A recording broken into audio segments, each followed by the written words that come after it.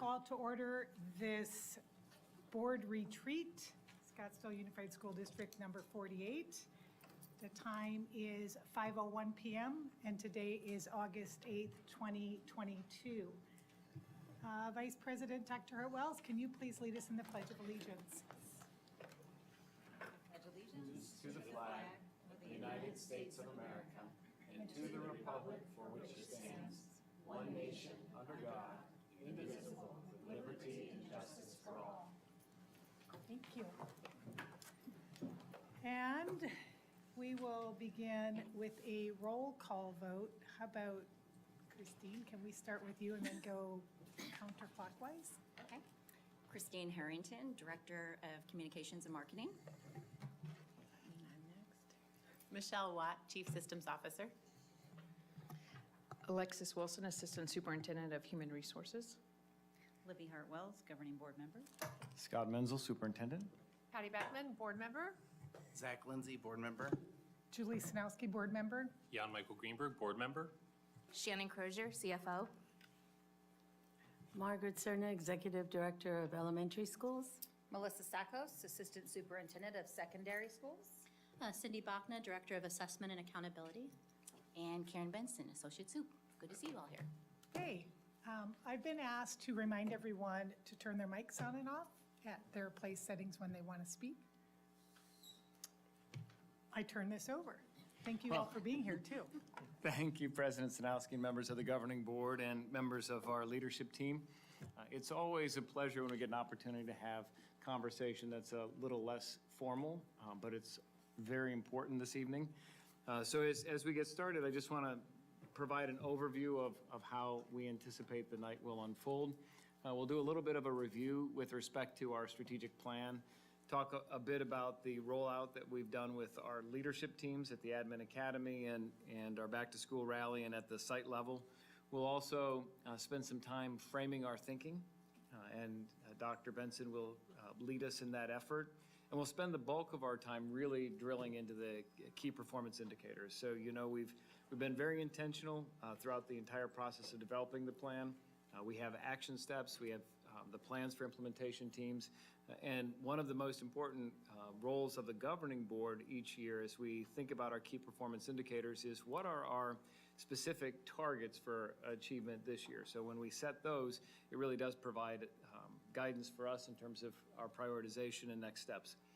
What we hope tonight is to engage in general conversation and not be rigid, just pipe in when you have something to add. And 3 hours from now, hopefully we have clarity about next steps. So with that, I'm going to turn it over to Dr. Benson.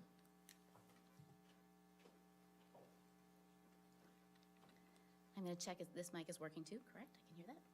Again, good to see you all here. To get us started, wanted to kind of ground us in this intentionality or purpose. We're trying to be very intentional to celebrate that which we value and that which we want to see more of in all that we do. So captured a couple of screenshots of work to start off some of our meetings. On the left, we've got a Claim It celebration we used at our Admin Academy, honoring the work of our facilities teams and all of our building leaders who have been fully cooperating in the construction efforts that have been going on. And we've also been intentional just recently to pause and allow persons to connect to our strategic planning at the start of our Ed Services meetings. So to get us started here today, as Dr. Menzel has indicated, we'd like this to be a little bit more conversational than a typical board meeting. Wanted to invite you to think about what's one of the best demonstrations of our core values you've witnessed so far this year. And if you need a reminder of your values, they're all over. They're in the beautiful brochures made by our communications department, and they're also on the reverse side of your folder that you've got, the turquoise folder. They're on the back of that. So I'm going to invite all to identify a great example of our core values at work, and then we'll invite a couple people to share out to get the conversation started.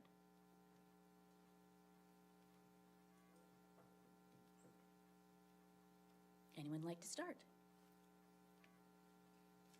Well, I'll start. I witnessed an exhibition of empathy particularly when you think about welcome all with kindness, love, compassion, and joy, with a lot of rap accompanying it, because Principal Luke at Mountainside Middle School takes out his portable speaker, and as kids are getting dropped off, he is welcoming them in fine fashion. Lots of joy, lots of compassion and kindness, and great energy. Thank you for sharing. Can we have another? I'll share.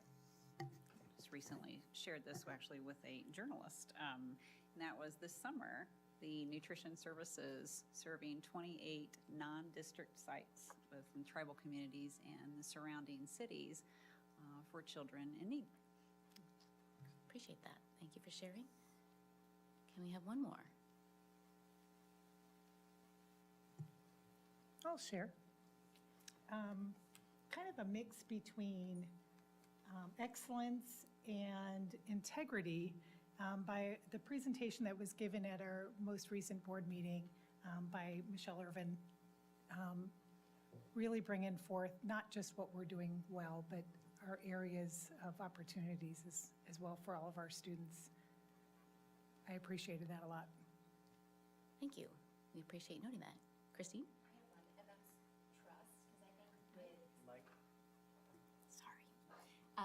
Trust was the value that I had in mind, especially as it relates to safety and security, because we've made some pretty significant strides just in our messaging and, again, the accountability aspect with Dig It. And so I think that's gone a long way toward building trust with our community. Great example. Anyone else? Margaret, did you? There you go. During the week, I visited all of the elementary schools and also some of the middle schools, and just the joy of the principals. It's been a long time since I've seen that.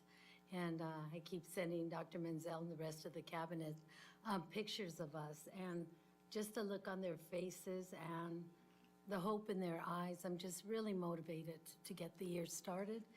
And it was great to see them smiling again. Appreciate that. Anyone else?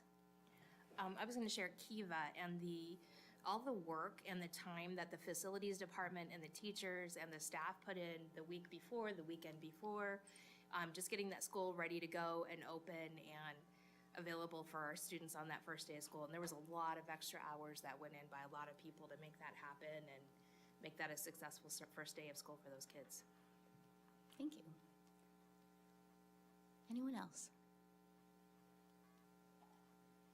I appreciate persons being willing to share. I'm going to move on in our agenda to allow us to have the bulk of the time in our work session planned for this middle to second half of our time together. We wanted to share kind of where we've been at over the last couple of weeks, give you an update of where we've been at and how we've been kicking off the strategic plan.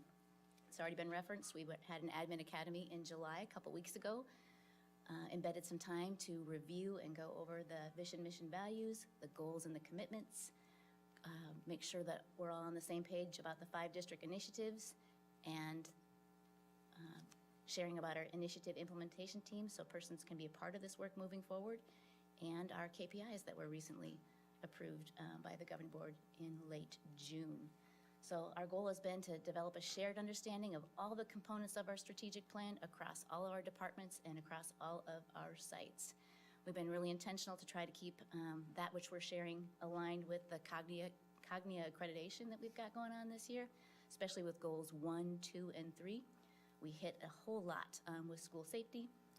Melissa's department led a review of student behavioral youth survey and Hanover data, and in keeping with MTSB, and our Cindy led us in a review of district achievement data as well. We focused on wellness.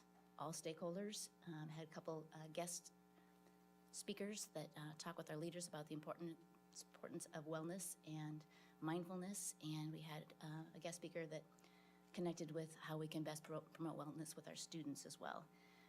Our Alexis did a just-in-time qualified evaluator tips session, and we had a SIP collaboration session as well. So very much aligned with our strategic plan, but focusing on that which we know is important in kicking off the first right steps with our Cognia accreditation this year as well. So we piggybacked that real quick. Within the next 2 weeks, our leaders had said, We protected a half day to kick off the strategic planning work during the pre-week, the 5 days that our teachers had returned back to school in preparation for the school year. By the way, much feedback and kudos to all around the table that made that happen. We got so much feedback from our teachers saying thank you for the 5 paid days. It affords more time and space to get prepared for that. So I wanted to give a shout out to all that have made that happen. We did the same thing. We put together an optional voiced over PowerPoint that sites could use to share the similar information that they heard at the Admin Academy, but very much kept it loose enough that sites could leave that conversation on their own as well. Same kind of thing, same topics, and then we embedded more processing activities as we were working with our teachers so they could engage more with the content of the strategic plan. And so all of that is captured in a couple of ways with for our board meeting tonight, or our board retreat tonight. The guiding document was included in an agenda, and we'll be messing around with and in that for a big chunk of this evening when we're in our work groups. But all of these things aggregately are a guide or a compass to engage all students in world-class, future-focused learning. Any questions or insights or thoughts you'd like to share before we switch over and frame our thinking before we start talking about our goals? I have a question, Yes. if I may. Curious, and I don't know if that's part of the plan tonight, is to talk about how staff members, teachers, admin feel about our KPIs and the work that's in the strategic plan. We can sure talk about that. We did get good feedback from our leaders. Do we want to wait and share that when we get into the details with our KPIs? So when we get into how we identified them or how we've defined a KPI, it's not every metric or measure that impacts every kid across our schools. And so feedback we got from our leaders was, let's think on that and how we message that to make sure that everyone that looks at our strategic plan recognizes we're talking about all kids every day, tier 1. And so we'll talk more about that when we get to that part, Julie. Okay, good. But that's a great question. That's the biggest feedback I've received from across the district, from our administrators at the Admin Academy. Good. It is warm in here, and we are fanning. We know that. We texted the people who can work magic with this. Just thought that might be a good public announcement for everyone to hear around the table. Yeah. That wasn't intentional. Okay, before we jump in and roll up our sleeves and take a look at our goals as more of a work session, we took an opportunity both with our leaders and at all of our sites and departments to pause and kind of frame our thinking. We asked our attendees, what is our standard of excellence in SUSD? So before we jump in and invite you to share your thinking and prioritize our goals, wanted to show just like about 9 minutes of the video in front of you, the myth of average, and invite you to think and watch through the lens of what is our standard of excellence and how does this resonate with our work and our roles around the table today. And with that, I think my friends at the back might begin to help me, or do I just click? They are, whoops. Hang on, they have it teed up. My technology friends? There we go, thank you. About 9 minutes.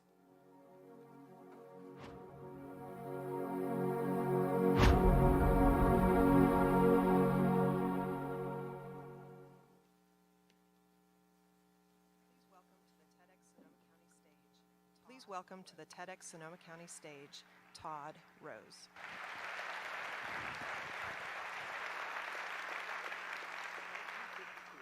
It's 1952, and the Air Force has a problem. They've got good pilots flying better planes, but they're getting worse results, and they don't know why. And for a while, they blame the pilots. They even blame the technology. And they eventually got around to blaming the flight instructors. But it turned out that the problem was actually with the cockpit. Let me explain. Imagine you're a fighter pilot. Imagine you're a fighter pilot. You're operating a machine that in some cases can travel faster than the speed of sound. And where issues and where issues between success and failure, sometimes life and death, can be measured in split seconds. If you're a fighter pilot, your performance depends fundamentally on the fit between you and your cockpit. Because after all, what good is the best technology in the world if you can't reach the critical instruments when you need them the most? But this presents a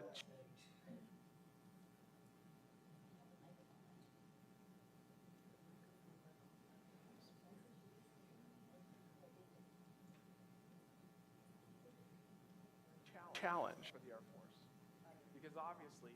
for the Air Force. Because obviously, pilots are not the same size.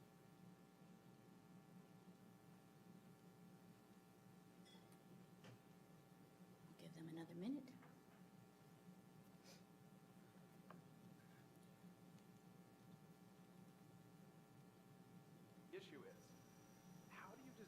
So the issue is, how do you They need design to go back. one cockpit that can fit the most individuals? Can travel faster than the speed.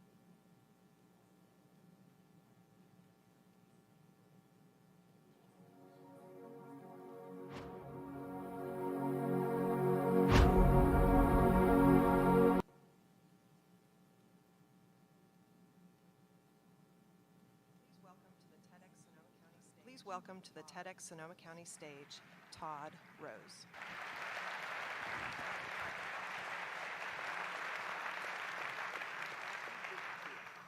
It's 1952, and the Air Force has a problem. They've got good pilots flying better planes, but they're getting worse results, and they don't know why. And for a while, they blamed the pilots. They even blamed the technology. And they eventually got around to blaming the flight instructors. But it turned out that the problem was actually with the cockpit. Let me explain. Imagine you're a fighter pilot. You're operating a machine that in some cases can travel faster than the speed of sound. And where failure, sometimes life and death, can be measured in split seconds.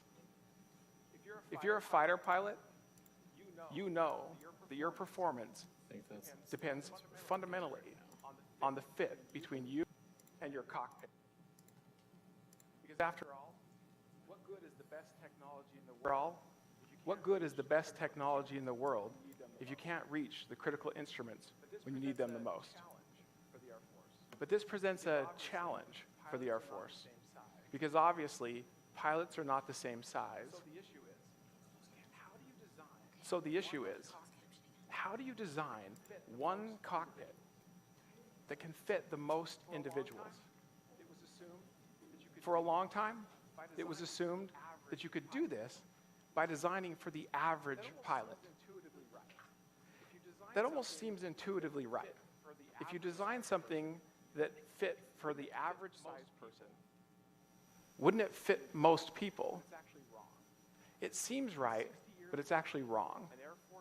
And 60 years ago, an Air Force researcher, Gilbert Daniels, proved to the world just how wrong this really is and what it was costing us. Here's how he did it. Over 4,000 pilots. And he measured them on 10 dimensions of size. And he asked a very simple question. How many of these pilots are average on all 10 dimensions? The assumption was that most of them would be. Do you know how many really were? 0. Gilbert Daniels proved there was no such thing as an average pilot. Instead, what he found was that every single pilot had what we call a jagged size profile. Right? Means no one's the same on every dimension. And this makes sense. Just because you're the tallest person doesn't mean you're the heaviest. The torso. But this is tricky because if every pilot has a jagged size profile, and you design a cockpit on average, you've literally designed it for nobody. So the Air Force realized they had a problem, and their response was bold. They banned the average, meaning that moving forward, they refused to buy fighter jets where the cockpit was designed for an average-sized pilot. And instead, they demanded that the companies who built these planes design them to the edges of dimensions of size, meaning that rather than design for, say, the average height, they wanted a cockpit that could accommodate as close to the shortest pilot and the tallest pilot as the technology would allow. Now, the companies that made these planes, as you could imagine, weren't happy, right? They argued and lobbied, and they said it's going to be impossible, or at least impossibly expensive, to build a flexible cockpit. But once they realized that the Air Force wasn't going to budge, suddenly it was possible.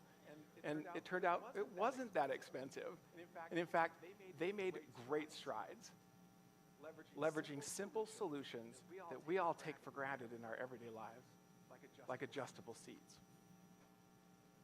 And as a result, the Air Force not only improved the performance of the pilots that they already had, but they dramatically expanded their talent pool.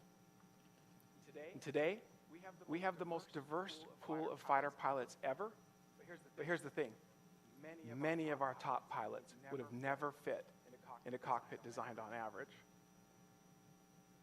So most of us have never sat in the cockpit of a $150 million fighter jet, right? But we've all sat in the classroom. And I would argue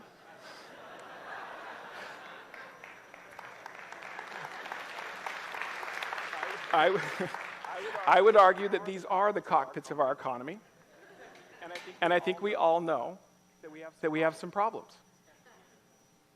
We're spending more money than ever before, but we're getting worse results. Whether we're talking about declining test scores in math and science, or our dropout crisis, you probably know that we have over 1.2 million dropouts every single year in high school in this country.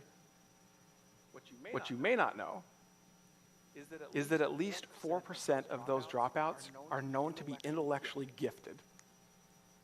It means we're losing over 50,000 of our brightest minds every single year. So we know we have a problem. But do we know why? So far, we've been content to blame the students. We blame the teachers. We even blame the parents. But here's the thing. I think back to the Air Force example, and I can't help but wonder how much of this problem is just bad design. Here's what I mean. Even though we have one of the most diverse countries in the history of the world, and even though it's the 21st century, we still design our learning environments like textbooks for the average student. No kidding. We call it age appropriate, and we think it's good enough. But of course it's not. I mean, think about it. What does it even mean to design for an average student? Because a student is not one-dimensional, like struggling to gifted. Students vary on many dimensions of learning, just like they vary on dimensions of size. Here are a few obvious ones. And just like size, each student, every single one of them, has a jagged learning profile. Meaning they have strengths, they're average at some things, and they have weaknesses. We all do. Even geniuses have weaknesses. But if the fighter pilot example has taught us anything, it's this. If you design those learning environments on average, odds are you've designed them for nobody. So no wonder we have a problem. We've created learning environments that, because they are designed on average, cannot possibly do what we expected them to do, which is nurture individual potential. But think about what that really costs us. Because every single student has a jagged learning profile, it means that the average hurts everyone, even our best and brightest. Even for them, designing on average destroys talent in at least two ways. First, it makes your talent a liability. We all know kids like this, so unbelievably gifted in one area, that their educational environment can't challenge them. We also know what happens. They get bored, and a shockingly high number of them drop out. The second way that the designing on average destroys talent is that it means your weakness will make it hard for us to see, let alone nurture your talent. We all know kids like this as well. Like the kid who is gifted in science, but who's a below average reader. Because our science textbooks assume that every kid is reading it. I'm going to stop there in the interest of time, if that's all right by all, and ask you to think about what is it that just, I know we didn't leave in a great spot of hope. That's our job. What resonated from that short video clip? And again, we all have access to that in our materials, so we can watch the second half. If we're interested, yes. What resonated with you from that clip? Can I ask, is there a later point in the video where he provides his ideas for solutions or anything like that? He provides more hope, but there's not like a list if you're hoping to walk out with a checklist of everything we need to do. No, I was just curious if there's like a specific part where he discusses some ideas, general ideas. He charges us with doing more right and better. And not seeing kids as data points. Thank you, I appreciate that. I was just curious before. Well, and we have tools, more tools than we've ever had before to differentiate based on the learning needs and the jagged learning profile. So it creates the argument for why personalized learning in this environment, rather than just an average approach, makes a huge difference. Because for her, science class is first and I agree with that. I mean, I foremost think the data, I think it's two-sided. I think there's the point of not looking, what resonated with me is not looking at kids as just a data point, which is, I think, a common thing we've discussed throughout and discussed in Mark Tucker's work, but also the importance of data in identifying, individual strengths, their weaknesses, and how we can best support each individual student so that they can go on and succeed in whatever it is that they choose to do. So that's what resonated with me. Appreciate that. Someone else? Oh, are we just opening the floor up? Okay. No, towards the end here, when you stopped the video and he was talking about it becoming difficult to identify, obviously, their weaknesses and their strengths. And I think any parent that has had a child that's kind of gone through the special education route and you've done some of the testing, you really appreciate it because it does specifically hone on how your child learns. And my child in particular, it talks about how she takes longer to process things. Well, if every student, we knew all that really detailed information about them and were able to convey it, obviously it would be so much easier for our educators to focus on those individual needs of kids. But because we can't do that, we really need to learn to have some tools in a larger environment that can somehow make its way towards doing that. Anyone else make a connection with the standard of excellence in SUSD and that which we heard? I think the diagnosis of strengths and deficits is important, and it's good information to have, but it's then how do we do that pre-K through 12 across our very diverse district, where when a teacher is assigned a roster and expected to help every student be successful on that roster within a confine of a certain amount of time every single day. That becomes the tricky part because, when he said designing on averages destroys talent, I don't think there's a teacher out there who wants to see the talents of one of their children destroyed. Frustration comes in when you have all these other expectations placed on that teacher of record. You just brought up the word expectations, and I apologize, I had to step out to get the tech support. Did anybody talk about the importance of expectations, teacher expectations, when we're talking about the myth of average? I didn't, and maybe Julie wants to elaborate on that, but the thing that I did pick up from Julie's comment that is his broader argument about the system design itself. And I think that is a really big struggle for us because we are a school district and there are a lot of really cool ideas about how we could change our system to best meet the needs of students to prepare them. But then there's the broader issue of we still operate in a system that is imposed on us. So our ability to innovate is unfortunately limited, and not just in the money sense, but because we do spend a lot of money in the United States on education, but on the regulatory sense of we have to, if the standards are set by one organization and we think as a district, those standards aren't challenging enough for our students, and we are seeing dropout and we are seeing students bored, but there's only so much we can do to exceed those standards, so there's that. It's the regulatory framework and the systemic issue here and across the United States that I think is the tricky side of this. I don't know if Julie, if you wanted to expand on the expectations. Oh, you have a chip.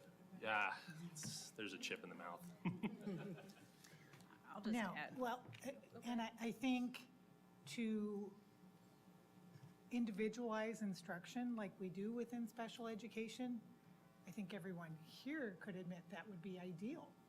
But we have the limitations of resources and facilities and personnel to drive those efforts. So maybe a bigger question is, how do we create something similar, a format similar for every child in our district?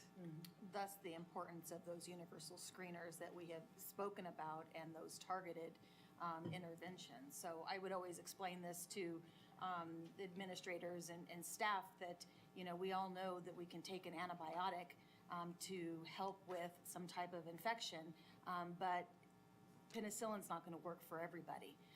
There's different types of antibiotics to address the actual type of infection, the type of problem. And so that's where we have to take a prescribed approach, and it begins with that universal screening and then that targeted intervention, and knowing what is happening, what is the function of one's behavior, what is the function of them not understanding, is it comprehension, is it phonics, what exactly is it? And that's going to be the important work of the multi-tier systems of support team. Dr. Hartwells, I think I'd like to just address something.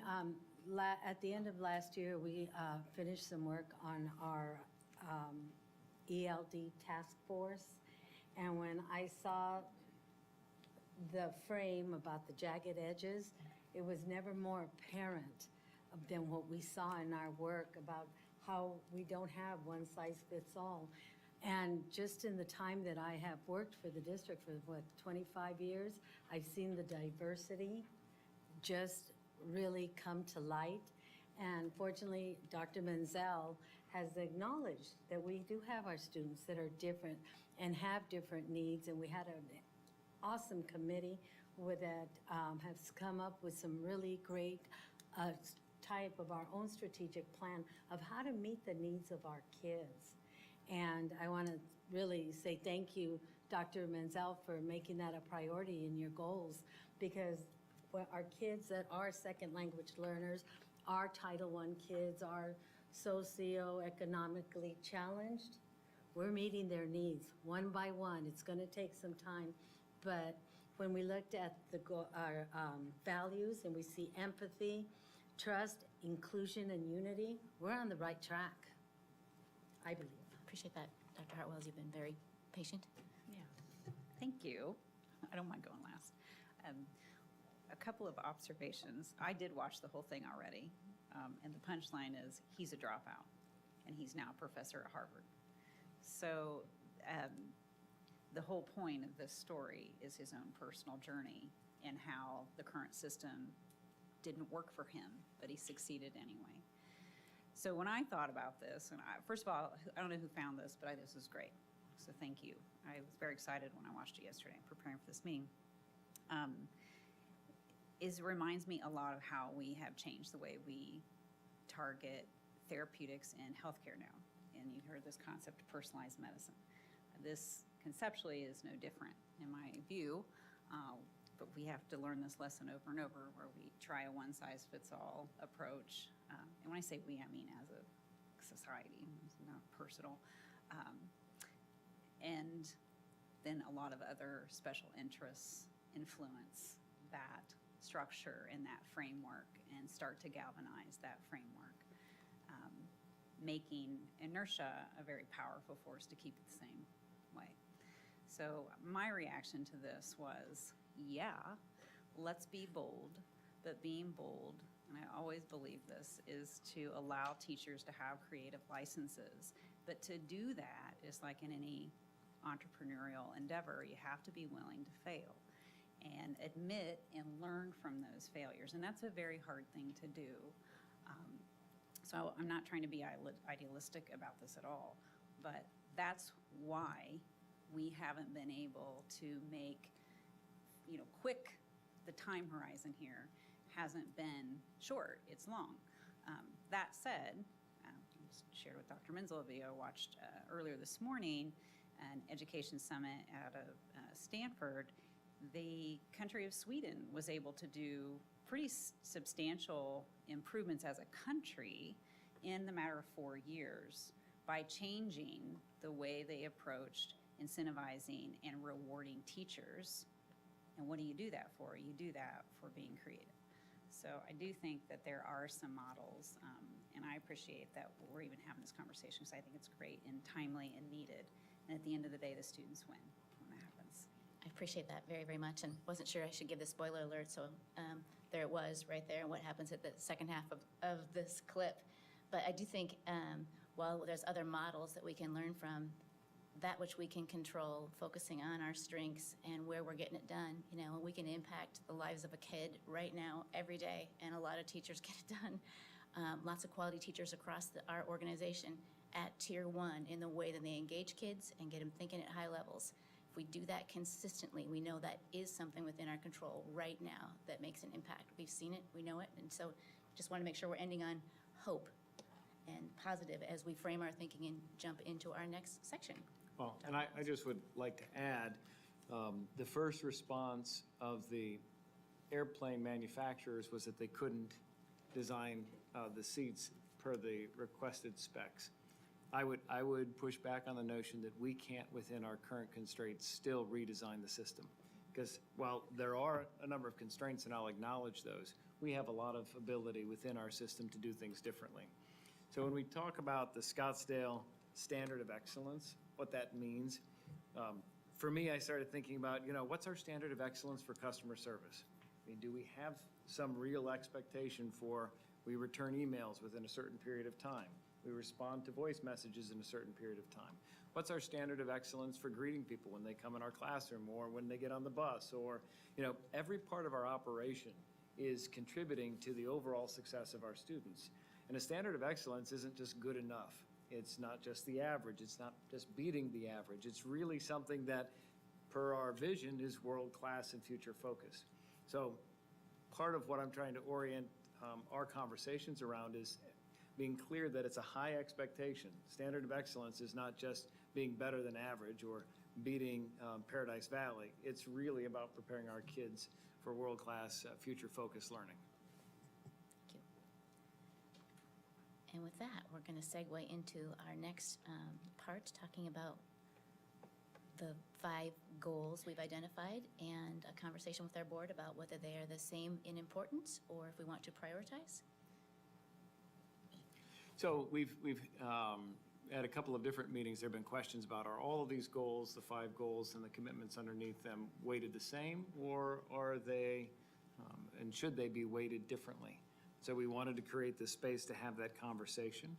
It will ultimately, when we get to the KPIs, I think some of that will become apparent, but you know, you have 5 goals that could each be weighted equally at 20%. Or you could say that there are priorities, and then we think about the structure differently. That's important for the leaders in the room because we have to execute. And so if there are goals that are weighted more heavily, that should be clear so that it focuses the way we organize our work. So we just wanted to open the space for a conversation about that. What are your thoughts on how these goals align? Well, I would say that I think the goals themselves are all important. I don't know that you can decouple any of them from the work. The synergy between them is what will move us forward towards accomplishment of our vision and mission. So I wouldn't, for me, it's not about prioritization, but it might be sequencing. And so I would always elevate academic achievement. You know, our primary focus as an educational system is to help our students master the content, be prepared to succeed when they leave our school for whatever endeavor they're going to pursue. So I would always want that to be first. I think that that's got to be clear in our focus, just as much as we talk about centering the student in our conversation, because they are why we're here. So academic excellence and the student really are at the center of the conversation.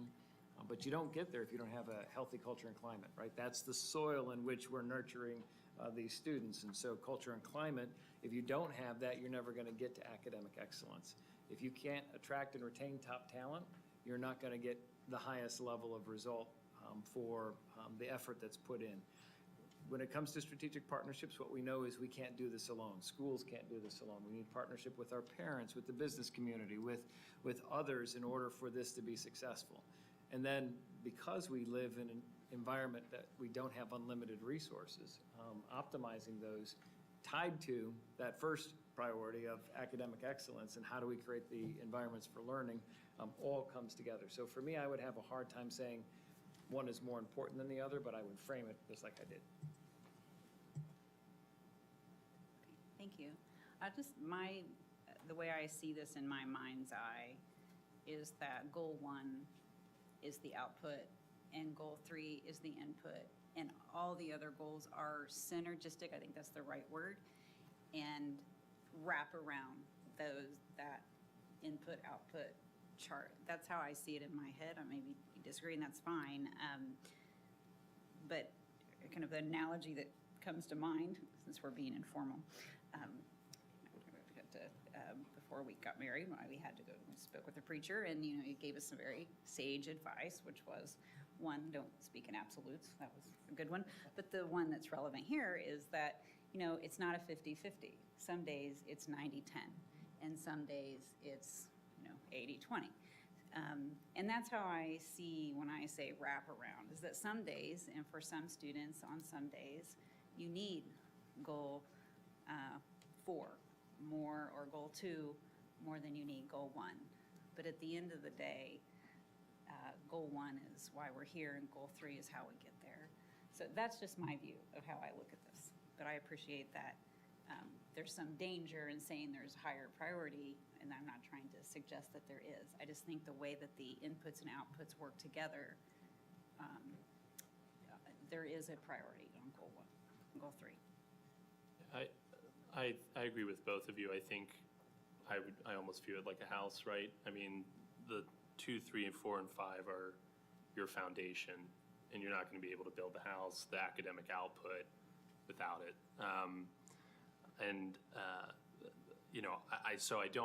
I wouldn't want to put like percentages of importance on that. I think that's more about, for me, I view that more as like the specific KPIs that we put in, so that we know, I guess in a way, for me, the way I look at it is, okay, if we put in a KPI or what have you in relation to academic excellence, that's really the measurement by which we kind of assess, are the inputs that are going into this and the wraparound actually leading to the improved results year over year that we're looking for. So that's the way I framed it. And just to back step one, I do agree with you. I didn't want to be nihilistic as to the system in which we're operating. I think there's some really great ideas, ones that have been proposed by in the academic sources we looked at, ones that I've seen that other schools, private and public, in our area and elsewhere have used that we could adopt and put in here that I think really do contribute to that individualized learning, as well as we've mentioned, the great work that all of our teachers and staff from facilities to nutrition services do every day to support our students. So I didn't want to be nihilistic on that, and I agree with you on the hope point. I'd want to share, just when you said nihilistic, it reminded me, I actually read the book that Todd wrote, called The End of Average. And at the end, I had almost like I thought, we'll never be able to change this. Because part of his message also is that we keep ranking things that don't make sense to rank. If we want everyone to succeed, why do we rank? So in thinking about college entrance and all of the things that in our society are built around this idea that in schools you're ranking students, I felt like, how are we going to make a change? But since that time, I've seen change in the systems around us. I mean, all the research we did to see what do colleges look for and what really is important, and how can we help all of our students be successful in the jagged areas of their learning profiles. So I share your thoughts of hope that yes, we're in a system that has some parts that are slow and difficult to change, but I think we're seeing places that it is changing.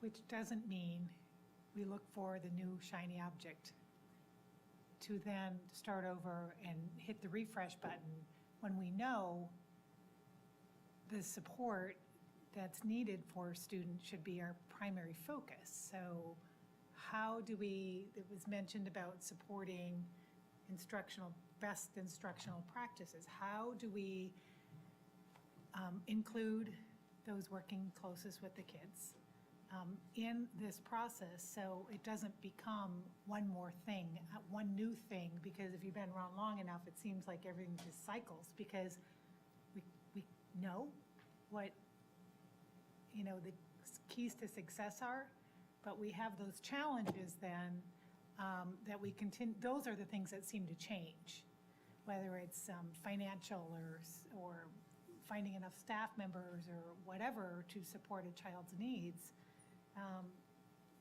I think if we really bear down and focused on what teachers need, what to help their students, I think that could lead us to a better outcome than thinking, well, this new program would help us more, and investing in a new program when it really does the same thing that just solid instruction does. So I get a little concerned about the spin that constantly happens in education.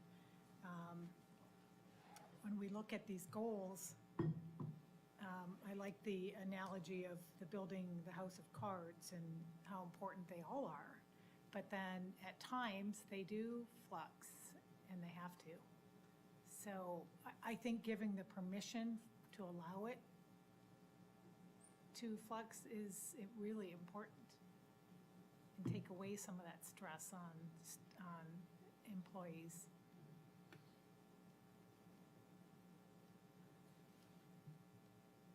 Yes. When I look at the goals, and maybe it's just the way my mind works, to me, optimize resources. Just in my work recently and working with WestEd, when we look at the funding that we have in Arizona, we have to be very, very wise on how we use our funds. And we need to optimize them to make sure we're using our funds and where do we get the greatest bang for our buck in increasing student achievement and social emotional resources for our kids. Because we live in a state where we're at the bottom. So I just think that right now, the way that we're reorganizing, we're really talking about how we're using our funds. What are we doing with summer school? Where can we put our monies together so we're not working in different pots? that we're working for the good of all the student. And also optimize resource when we're looking at inflation now and how what we used to pay $1 for, now we're paying $4 for.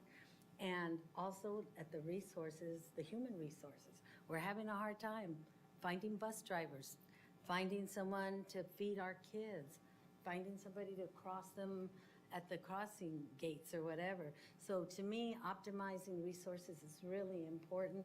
And I think all the 4 other goals fall on that to optimize goal number 1. So, just my opinion.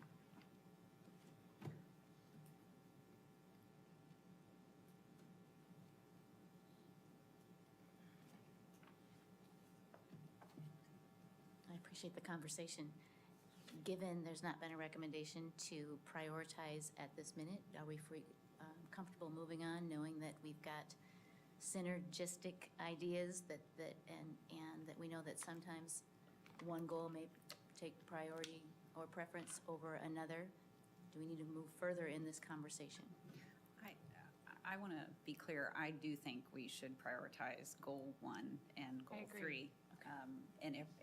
But recognizing it's a dynamic system, not a static one. But obviously, I'll go with the consensus of the majority, but that is what I feel like we should do. I appreciate you clarifying. Yeah, no, I agree. I'm a little confused by the slide.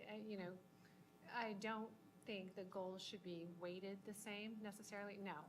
Prioritizing, to Board Member Dr. Hartwell's point, I feel academic excellence is why we're here, period. Everything else, whether we absolutely have to look at the factors that support that and everything that surrounds that, for sure. And I agree with all the points that have been raised, but for me, that is the priority. And I appreciate the distinction between a priority and weights too, because I think there's 2 different conversations that might be happening here too, because I think we would all agree that kids are a focus. That is why we're here, and their learning is why schools exist. While I very much support the Maslow before Bloom's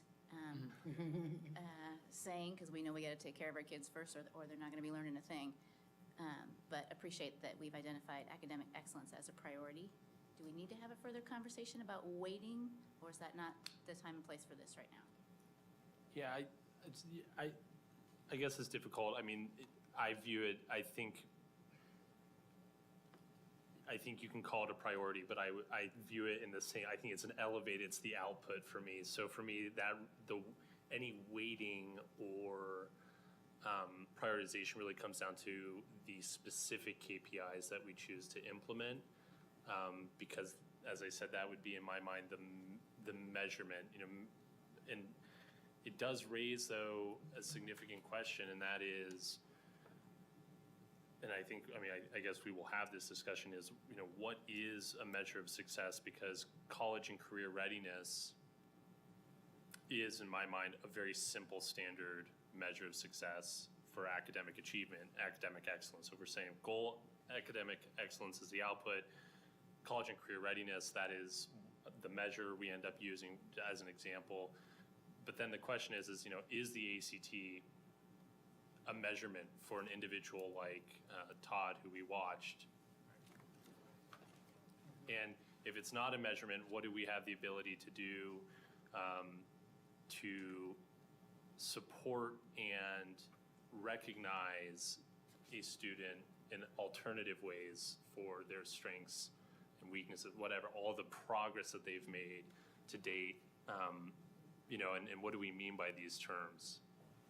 What is college and career readiness? What is the skill set that really builds out to? So that's where my head is thinking at in terms of priorities. I agree that we're here for academic excellence. I view it in the elevated output form, not necessarily the priority, because as Patty said, it is what we do. So it's kind of like for me, it's like it's almost like a no-brainer. Like, yeah, that's the obvious output. I don't know how Julie and Zach feel about that.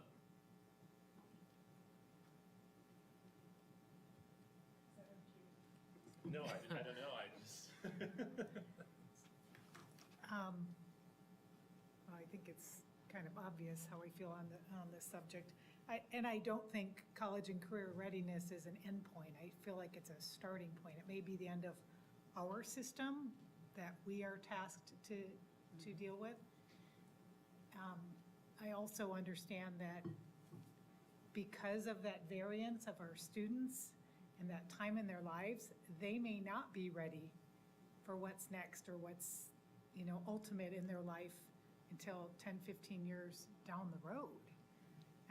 So if we're going to base our success on whether someone is college and career ready at the point of graduation, I think that creates a shortcoming for our students, and again, limiting their potential. So I know that's kind of what we're tasked with, but I think we can do better than that. Like, I think we have to be looking at the human potential, the element of each individual, and again, that average isn't the way to do it, and sometimes that's easiest, so there's no easy answer to that. I think there are some basic parameters for that, but if you and I are both career ready or college ready at the same time, that doesn't mean we're both ultimately achieving for our own individual abilities. And that's where I think when he was talking about the gifted kids, that is true. A gifted kid could graduate and just like fly under the radar doing almost nothing.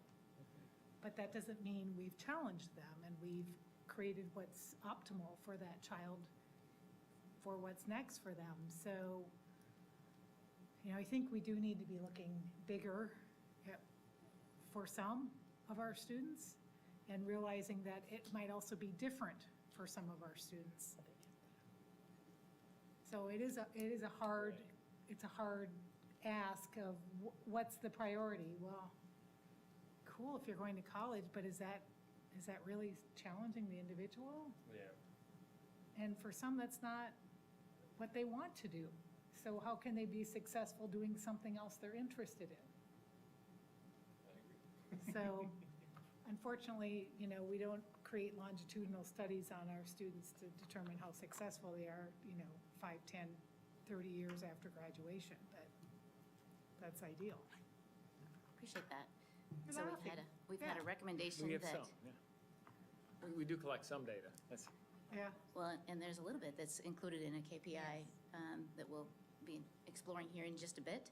So we've had a clarification about the priority of all shared academic excellence, and that likely not weighted the same, all goals, but we also had a sort of a recommendation that, if I'm hearing correctly, it might be KPI specific and not just goal specific. So taking a look at those individually within the goals in terms of identifying what's most important. Board Member Lindsay, want to make sure you had space to share your thinking or voice if you'd like to weigh in on this too. Well, I agree with Board Member Hartwell's 1 and 3 are the most important to me, but I also don't see 3 happening without 2, 4, and 5. So Appreciate that. So with that, before we take a break, and after the break, that's when we'll jump in and start doing the work of looking at our baselines, district baselines, and our KPIs in groups. We did kind of want to share what we've been sharing with our administrators and our all of our sites now in terms of how we're going to translate the goals and visions into practice. So hold please.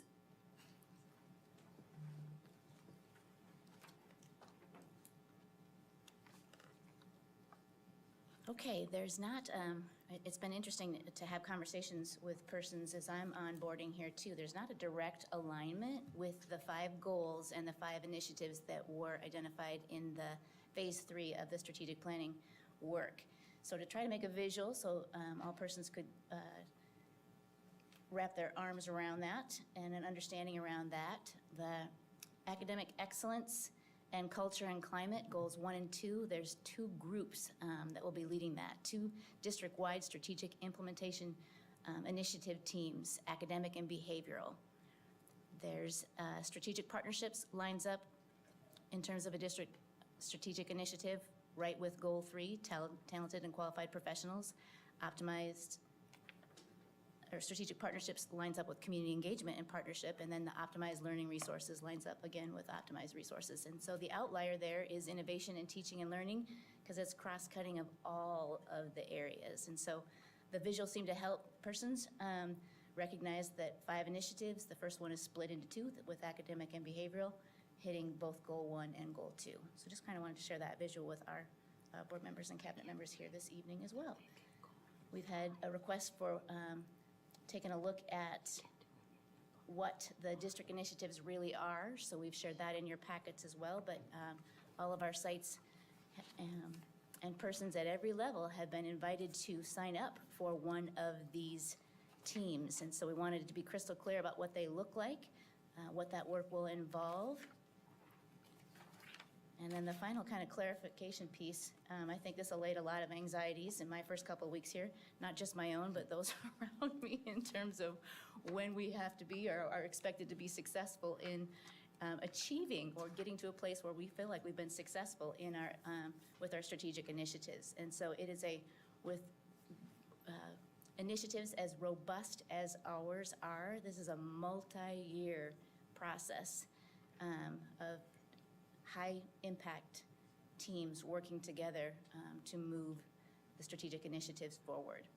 So it's actually, that extends beyond 2024-25.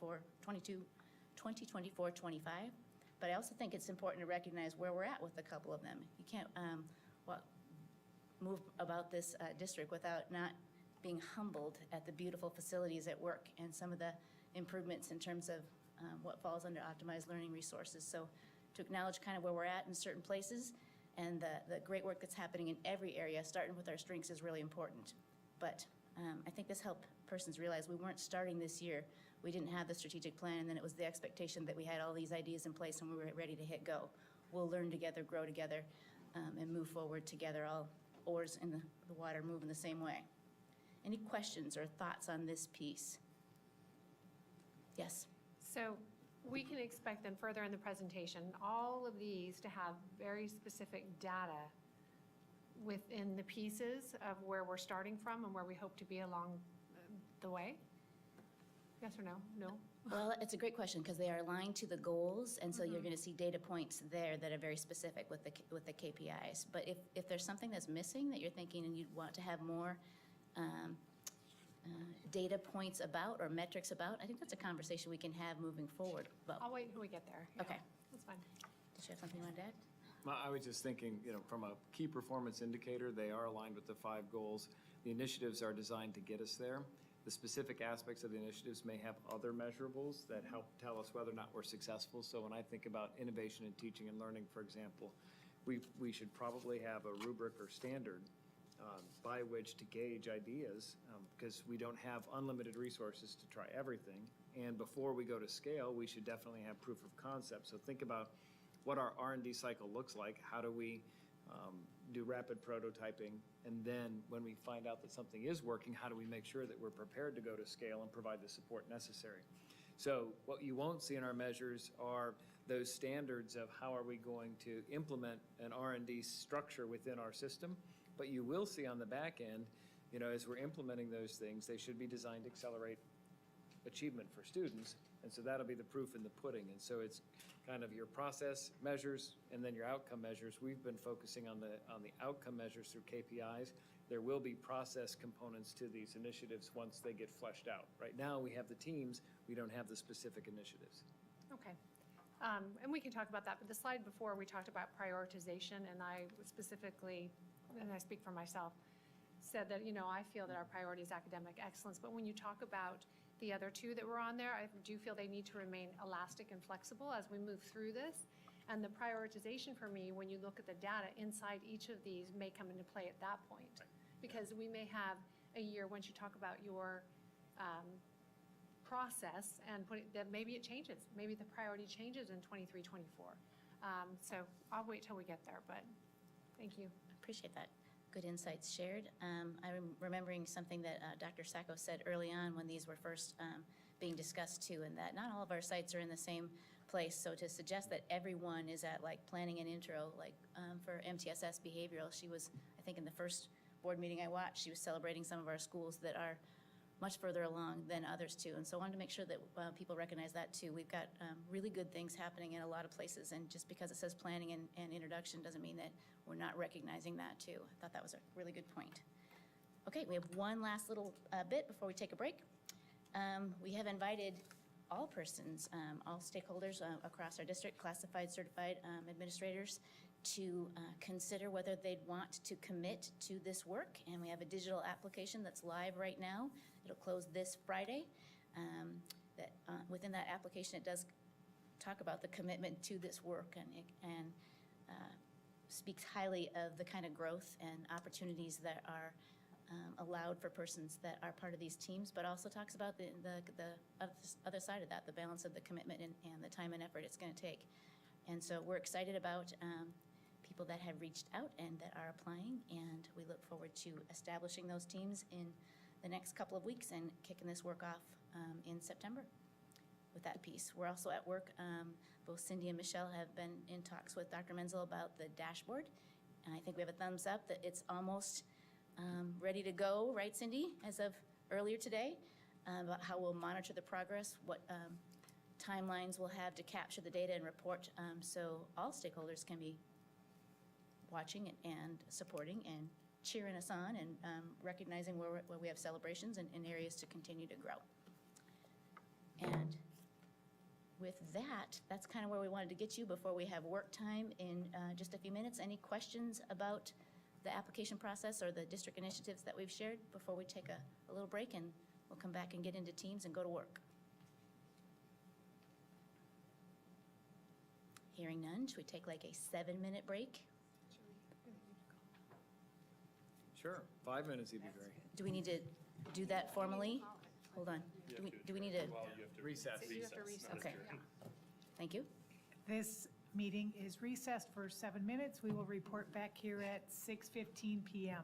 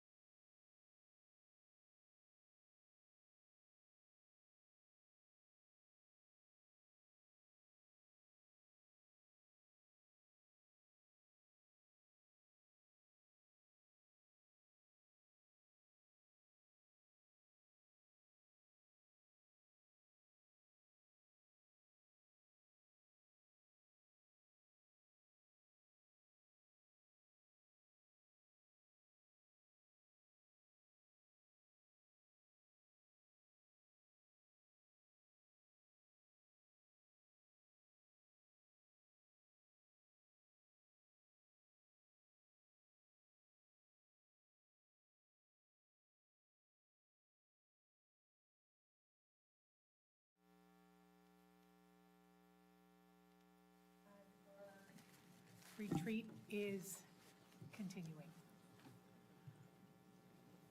Thank you. Before we break out into teams, wanted to remind all what we shared was the definition for KPIs at the late June governing board meeting. KPI is a critical key indicator of progress towards an intended goal that allows us to focus on what matters most and that will be used to measure progress for each of our goals. We learned late in phase 3 work, just as I was onboarding, that typically KPIs can be nationally normed or benchmarked. So with our leaders and the conversations we had since the Admin Academy, we've been purposeful to clarify that KPIs are not the only important metrics for measuring students' academic and social emotional growth. Other metrics are, including state achievement testing and district achievement and progress monitoring tools, are critically important to create that whole composite picture of how we're doing across SUSD and serving kids and all. So wanted to remind people of that before we take a look at them again. And then wanted to allow us to break into teams and go to work. We did make hard copies of this. Every goal has the baseline data attached to the KPIs, and there's a space for board members and team members to be identifying a draft performance target. And we're going to break into teams in just a bit and spend a good chunk of time talking through that, and then coming back large group and sharing our progress and seeing how far we get with that. Would that be fair to say, Dr. Menzel? Yeah, that's fair. So there are 5 goals and 5 board members, which means 1 board member per goal. And then we're divvying up the leadership team to work with that 1 board member so that we can hopefully efficiently go through some recommendations. Then, so you'll be paired with someone who can speak to the baseline data, think through the performance target. This is where I think the prioritization comes in. So if you're looking at goal number 1, academic excellence, then you want to think about in that goal, what are the priority KPIs? We're going to measure all of them. We're going to set targets, but there should be some weighted priority there. So when you're thinking about that, think about, okay, what are the things that we should really be specifically holding ourselves accountable for this year? Some of these indicators might take multiple years for us to see measures, so you probably wouldn't want to make that the top priority this year, but it's important, so we're not going to lose track of it.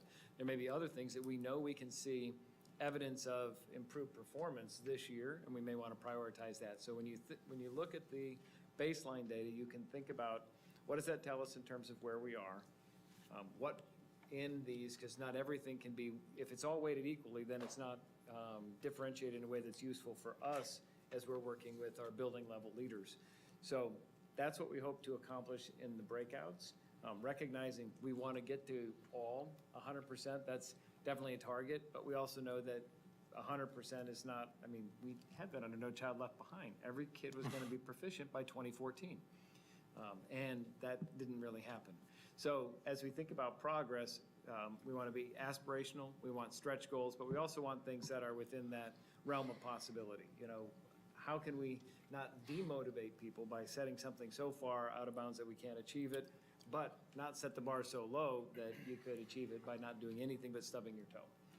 Does that make sense? It did. It does. We had a recommendation to remind all about the importance of using language that doesn't create a ceiling impact too, so to add in our performance targets or greater.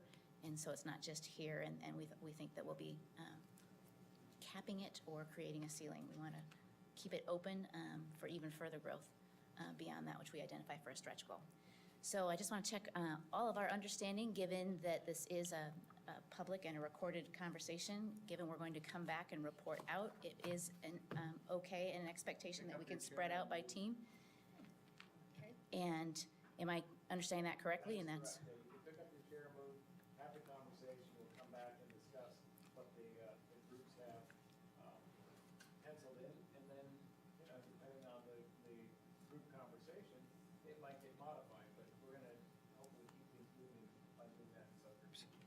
So for board assignments, are we going to choose by age of the board member? Seems fair to me. Age before beauty. That's right. I do have a question, though. So traditionally, the way I've seen boards establish KPIs is that, the board itself comes up with its 2 or 3 main KPIs as like the direction for the organization. So we may say, again, just to use a very simple, it's just the one that comes to mind, but if we were to say, okay, ACT, that's a nationally normed standard, we would like to see improvement of 5 points or greater this year as KPI number 1 and KPI number 2, right? So those 3, and then all of these build into that this would be that kind of this individual, each commitment, each item is more of the steps, the individual, the sub-measurements that reach to those overarching goals. Are we doing the process differently here? So you framed it differently, but conceptually it's the same. Essentially, you're going to figure out what's the most important of the KPIs. You've already approved these key performance indicators as ones we're going to be tracking and holding ourselves accountable for. You're going to elevate those specific ones in each of the 5 goal areas to help inform our work as a leadership team. So when you think about my performance goals, when you think about the performance goals of cabinets, they're all going to be driven by the prioritization that's done. I don't expect the work to be finished tonight. I expect it to be drafted tonight and then approved at a subsequent board meeting so that you have time to think about it, reflect on where we were. If something came up that caused you to say, well, maybe we should think about that differently, we'll have some time for that. We just want to get started because right now we have the KPIs, but we don't have performance targets for this coming year. And then we need to figure out, okay, what are the most important areas to attend to this year? Okay, thank you. Appreciate that. Great conversation. So while our board members have the KPIs, baselines, and that space in hard copy, the leaders of each group actually have that they can be recording your thinking and capturing your thinking live. They have links to documents that allow us to capture that, if that makes sense. Okay, so Dr. Bachner and I get goal 1. Don't tell them who they get because then it might influence which goal. Well, all right. So goal 1. Cindy, where would you like to work? I'm going to allow you to decide that, and then we'll, since I've already. Do you know which goals the 5 board members want? Then we'll tell you who you work with. Yeah. Let's decide that right now. Everyone hold up the number of fingers of what you'd like. We have 1 and 3. 2, 4, or 5. Oh, I just wanted the strategic plan. I got what I wanted. I'll make a decision. Okay, so 1, 3. Oh, So 2, 4, or Lord. 5. Okay. Cultural climate, All right, I'll do 5. community engagement, Is there? optimized. Okay, I'll do so 5. then you're doing community engagement partnership. Woo, got it. Now you can tell who to partner with. So Dr. Bachner and I have goal 1, and where would you like to be, Cindy? Should we relocate to this little section? Okay. Goal 2, Dr. Sakos is going to lead. So Patty, I think you said you'd be joining goal 2. Yay. Goal 3, Alexis from HR is going to lead, and I think that's our board president, Julie. And goal 4, Christine Harrington from Communications. I think you get board member Zach Lindsay. And goal 5 is our Shannon, and Margaret wants to listen in on that too. And Jan Michael, is that the one that you, fantastic. There we go. Should we give it a good 20 minutes and then check back in and just see how we're doing in 20 minutes? Zach, Christine, you two get them over there. Michelle, I think Dr. Menzel was hoping that you would help Alexis's team. Well, I'm just saying, 2 of us are right here. I think that's it. I'll find you.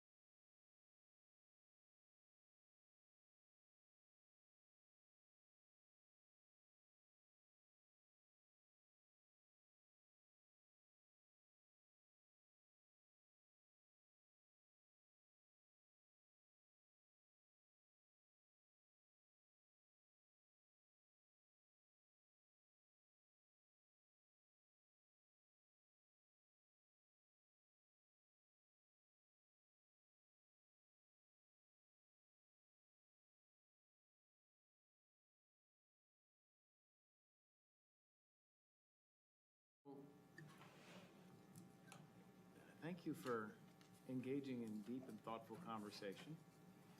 According to Dr. Benson, we made differential progress along the journey reviewing the KPIs and suggested performance targets for the next school year.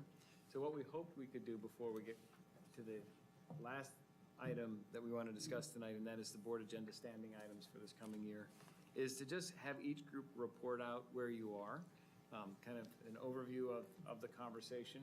And if you identified priority performance targets within those KPIs, you could share those. We have captured all the work that's been done so far. That'll be sent out to the governing board, and then we'll put it on a future agenda for final approval.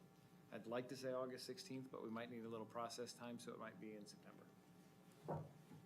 So does goal 1 want to go first? Would you like to do it? I've been talking the whole night. I'd be happy to defer to my colleagues. I can do it. Okay, correct me if my notes are wrong on this one. Okay. So we tackled goal 1, academic excellence, and our first commitment, 1.1, was increasing college enrollment and student persistence. And you'll see in the baseline data, the percent of students that are enrolled in college at any time during their first year after high school is 68%. The high water mark in recent history was 74%, 2018, 2019, is that right? So there is a wide range of this number among the high schools.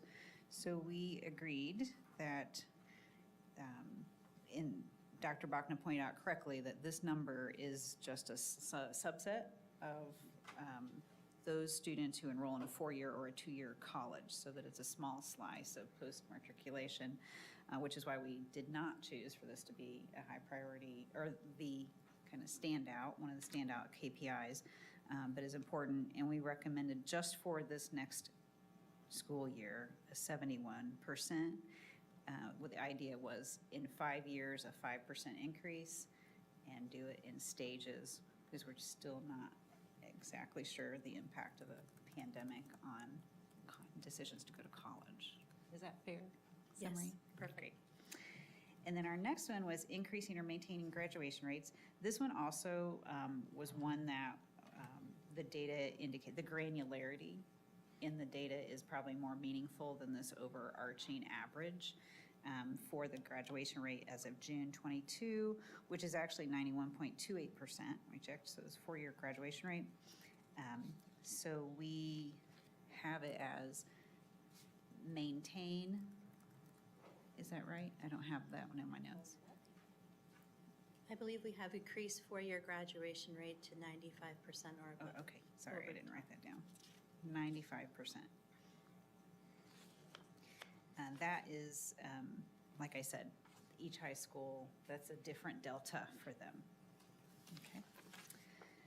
The next one is increasing the CTE program completers and industry certifications. And you'll see the data here. This was all the data we had to work with, and you'll see the number of enrolled is 106, which is less than 1% of the senior class, or less than a percent of the senior class, assuming this is just the total number of 1 year of high school, which is roughly 2,000 students. So we did identify that this should be a priority KPI, given the reality that skills are valued in the workplace and in the world, right? Skills have a significant value, and in an effort to make an informed stretch goal, we've indicated this really needs more information and more data. And just recall, there's a new team of folks in this program area. So that's exciting and an opportunity. So stay tuned on this one, I think is where we're at with this one. Next, increasing or maintaining the percent of high school students enrolled and earning a C or higher in our college level courses, and that would include AP, IB, and or dual enrollment. So the number, you'll see the earning C or higher is fairly high, 91%. So, but we felt like there was room to kind of modulate this metric and increase it from the number of enrolled students. And again, this is 74% of high school students who are enrolled in one of or any of those college-level course areas. And I also don't have this written down, what we agreed to. And that's 9th through 12th grade? It is 9th through 12th grade, and we are going to get some more trend data before confirming. We want to look back at the previous school years. I'll be working with my office on that, so I can provide that to you. Okay, great. The next is the state assessment results. This is also one that we recommend to be a priority. And we'll just take these one at a time here. In the benchmark, the third grade ELA, it's actually, I think it was 65%, so that was a correction. It's not 69%, it's 65. And like the subsequent other two, we've taken a bigger horizon approach, which is 10% over 3 years. And so in this first year, approximately a 3% increase on ELA math, or I'm sorry, third grade ELA, also for 8th grade math, and for 9th grade ACT Aspire in science, which we don't have any historical contextual data for that one yet, so we don't really know, what is a meaningful number, but the 10%, what we do all agree is that 35% seems quite low, and that a 10% over 3 years, so an equal tranche for the next school year. The 11th grade ACT composite score at 20.7, that equates to, as Dr. Bachner wrote here very helpfully, a percentile rank of 60. And we felt this should have a stretch goal to 70th percentile and within the 3 years, which equates to a 23 composite score. You said in 3 years? In 3 years. Again, some of this is acknowledging that we don't really know what kind of reverberations or how strong those reverberations from the pandemic. I think we're hopeful that that's subsiding, but gaining momentum with a little bit of an on-ramp in those, a relatively small window, right? The increased number of early learning students who demonstrate readiness for kindergarten, well, there's no baseline data yet for this one, so that one is also waiting for more information. And then the increasing the number of sites participating in the Quality First Early Learning Rating Program. My understanding is that Dr. Bona is off to the races on this one, but the goal is 1 per year. An additional, so we have 1 at Echo Canyon who has the 5-star Quality First rating, and then they anticipate receiving 1 additional Quality First rating per year at a minimum. So to clarify, because not all ratings will be 5-star, you might have 3 or 4-star to start with.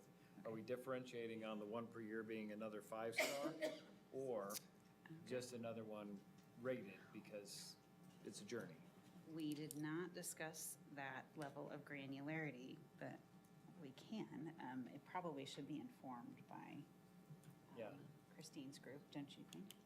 Yeah, given this is a baseline year, and I confirmed with her, all of our schools that offer these programs were accepted to be in the rating system this year. Okay, So it's we 12 still know more. what that'll look like. We just don't. 12? 12 in addition to Echo Canyon, which was already there. There are 2 schools where we don't offer programming. One is Sequoia, where there's a private provider, and the other is Hopi, where there's no space. So the others are all accepted into the rating program.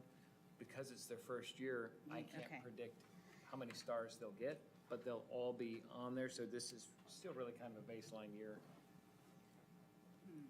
And the KPI we initially indicated was increase the number of sites participating in Quality First preschool rating program. So that there's that, and then there's 2 parts to that, then the number of stars. And I think the number of stars might be informed by what that preliminary assessment is. Agreed. So maybe we need to see how this year runs. Yeah. If we've got 12 applications, and 12 So- programs that will be rated. That's So what that would be I understand. rich information to help inform it, so it's not arbitrary. So just to be Okay, clear, that's a the good 2 point. priority areas that you identified were the CTE and the academic achievement goal on the second page. The state assessment results. Yep. Yes. Okay, thank you. And Dr. Benson, did you want to raise the good feedback that you had received from some of the principals? We had just promised to share space as we talked about goal 1. in that the bulk of our leaders, while they totally understand that these are key performance indicators, had indicated they'd like to see all of their kids reflected when they're looking at a key performance indicator. So thinking about the umbrella statement, increased number or percent of students showing academic proficiency at all grade levels, whether that's using a district assessment or a state assessment. If it was just, an outlying comment, that's one thing, but it was very much agreed upon, big feedback that came from our leaders, so wanted that on the table for us to consider moving forward. It's a great question on their part that they posed. Patty, did you have a thought about that? Just a question / comment. To bring up your point earlier, Board Member Dr. Hartwell's, the using our output, saying this is the academic achievement is the output. Obviously, it is what we do. And then speaking to the other goal, which is attract and retain as the input, I would assume, I know arching this whole strategic plan is going to speak to each other, but those two are particularly tied. And my hope is that this priority, increase the percentage of students showing academic proficiency, with these data goals that you have set, that we get targeted in our attract and retain. Meaning, as I've spoken to you and you all at nauseum about the middle school math component and math in general and science, we have a hard time finding talent. And so I would hope that when we set these goals, when we get to the attract and retain piece, that it is targeted in that capacity of that's what we're searching for and they talk to each other. I think it's a good point. We actually did have some discussion in particular about the 8th grade math. And making sure that the 8th grade math teachers weigh in on this conversation. And it is 10% in 3 years, given the historical trend in the data, is going to require some innovation and some things to be done differently. It will. And absolutely that's tied to whoever had the talent goal 3, agreed, and should be rewarded when those things happen. So I appreciate that comment. And I look forward to actually hearing from the feedback of the teachers and the educators. Our numbers, my thought was compared to our peer districts, these numbers, that number in particular is a little low. And in middle school, the math numbers, we have a significant drop from 5th grade to 6th grade, and we've talked about that kind of cliff. Relative to our other districts, we seem to experience a bit bigger of a cliff. For some reason, we don't rebound quite as quickly if you're just looking at those numbers across the peer districts. So there seems to be things that can be done. I think there is some low-hanging fruit, and but having the teachers buy into that, I think, is really important. So, but I appreciate your comment. Thank you. And one last thing, I'm looking, well, first of all, as an aside question, and Dr. Bachman, this might be interesting for you, or I know I would like to hear. That cliff that we talk about, 5 years ago when we had 6th grade at the elementary level, and I am certainly not suggesting that we change back. I'm just curious about the data from a math perspective prior, when 6th grade was still at the elementary level, and I'm not expecting you to know off the top of your head now. Do we have a bigger drop now that those 6th graders have been moved to the middle school level than we did when they were still at the elementary level?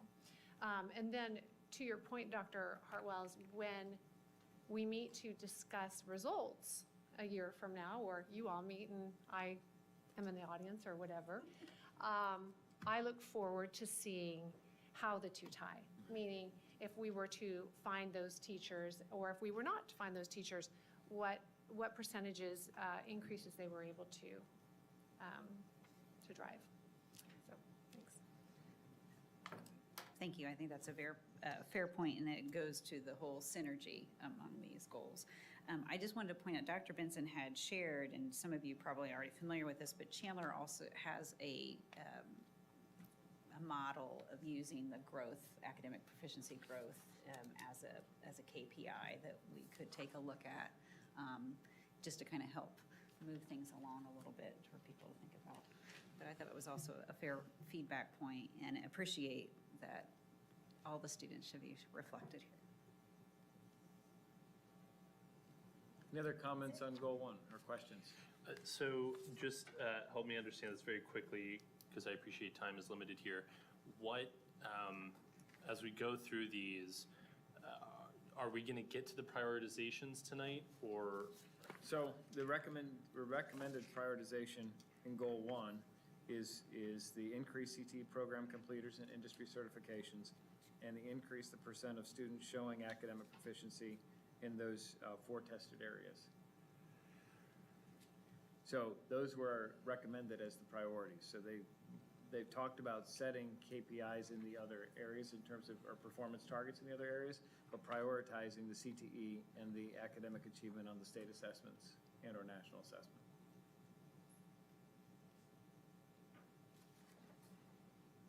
That's what I heard. That was what we discussed, but it's just a.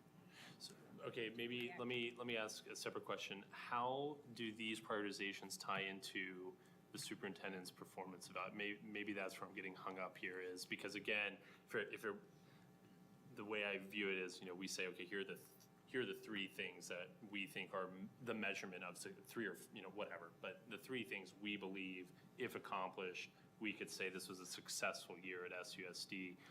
And then from there, you get, generally speaking, to these breakdown ones. Where's the connection there, that bridge? So let's assume for a minute, we haven't walked through the other goals, but let's say there's 2 priorities in each of the 5 goals, so you have 10 priorities. From there, you would want, as a board, to set expectations for me. You would use that as the launching pad for identifying performance targets for the superintendent. Those will be a core component. They may not be the only thing. You may say there's something else that you want to see the superintendent do. I don't know what the priorities are in the other ones, but I think this becomes the basis for establishing those performance targets, and then has the additional rollout with all of the other direct reports that I have in terms of their goals. So for example, with Margaret, because she's overseeing elementary education, there can be a focus on that 3rd grade reading goal.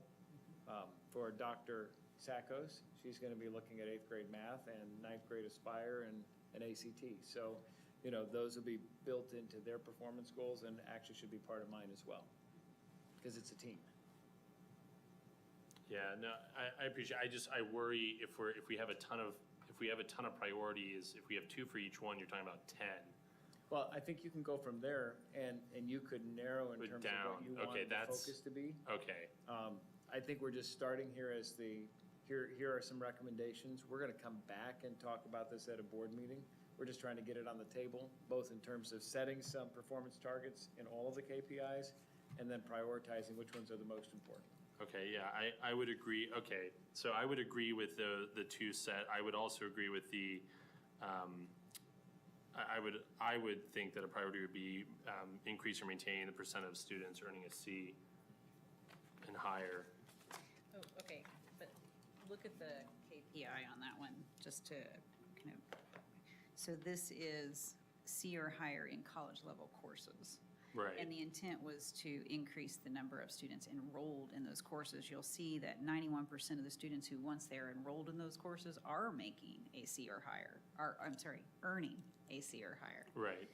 So that, I think rigor is there. We've got a good alignment. So we felt like really where we want to put energy, if this is to be energy, is to increase the number of kids that are in those classes. Yeah, I think I misread that in the limiting factor here of college level courses, and I'm not sure why it wouldn't be a broader target, but. Okay, yeah, otherwise I agree. Sorry, I'm just trying to But this is our first structure all time this in through my this, head. so I think that's why we wanted to do this as the board retreat, to be able to have these conversations. Anything else on goal 1 before we go to goal 2? Just that I appreciated the commentary that principals wanted all students included in this, because we have some very heavy targeted grade levels, and there's a lot of pressure on those individuals, and that also makes it hard for those positions to be filled and to retain individuals in those positions because of that thought of it's on them for the success of our district. So I appreciate that. Thank you. Yeah. So, goal 2, expertly facilitated by Dr. Sackos. We have attendance data for students. We don't have it for staff yet, but that didn't stop us from setting targets. So for students, this past year was 92.37% attendance rate.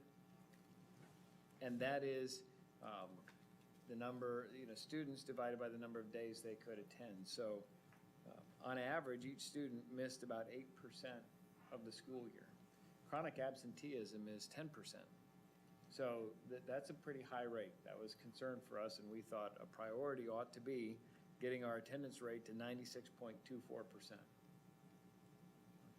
And you can have the best teachers in the world. If kids aren't there, they're not going to be able to learn from those teachers. It's going to also come back into play when we get to the other priority that we're recommending. From a staff perspective, we just picked a target of increase by 4%. We still need to see what that trend data is. But a reminder, both of these baseline indicators are impacted by COVID protocols. So if sick or symptomatic, stay home, increased absenteeism. We're still telling people that if they're sick, symptomatic, they should stay home.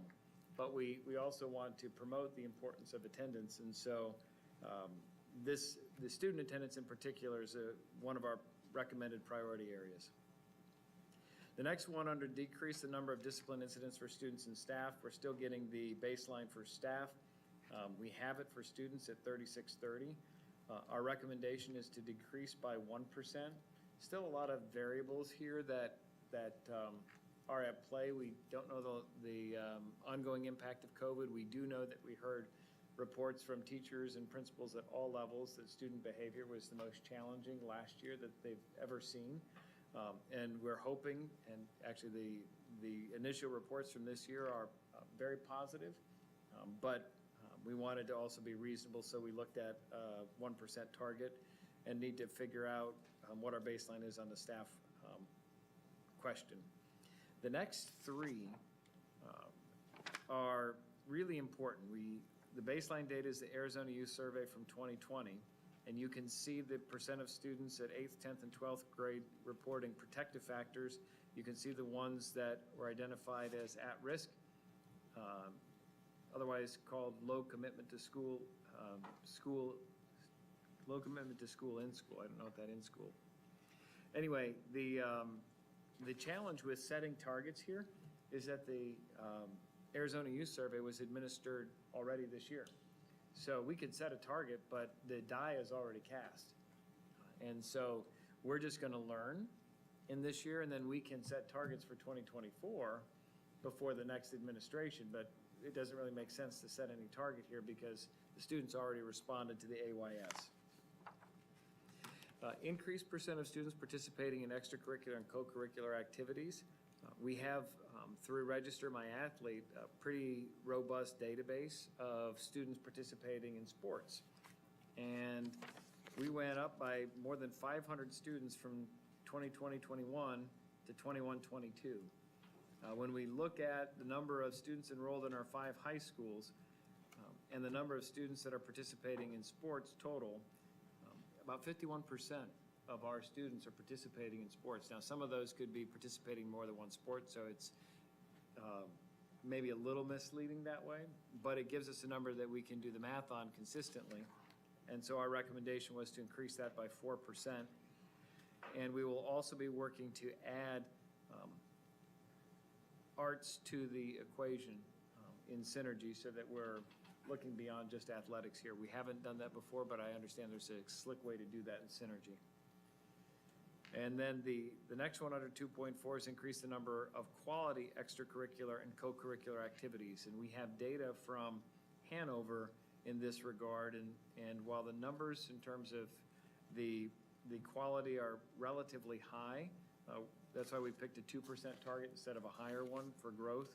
because on quality, students said 79% and 80% for, 79% for drama and band type activities and 80% quality for sports and clubs. The parents had a little bit lower number, so on quality co-curricular drama and band, 78% compared to students 79%. And on the quality extracurricular sports and clubs, 80% of students said yes, 75% of parents said yes. So there's some room for improvement, but those are pretty high numbers. When you get to the last one, though, that's where we see the second priority area. So in the Hanover survey, and it was true in the two prior iterations, there's a big gap between student responses to the 4 questions, and I'm going to read them, and staff and parent responses.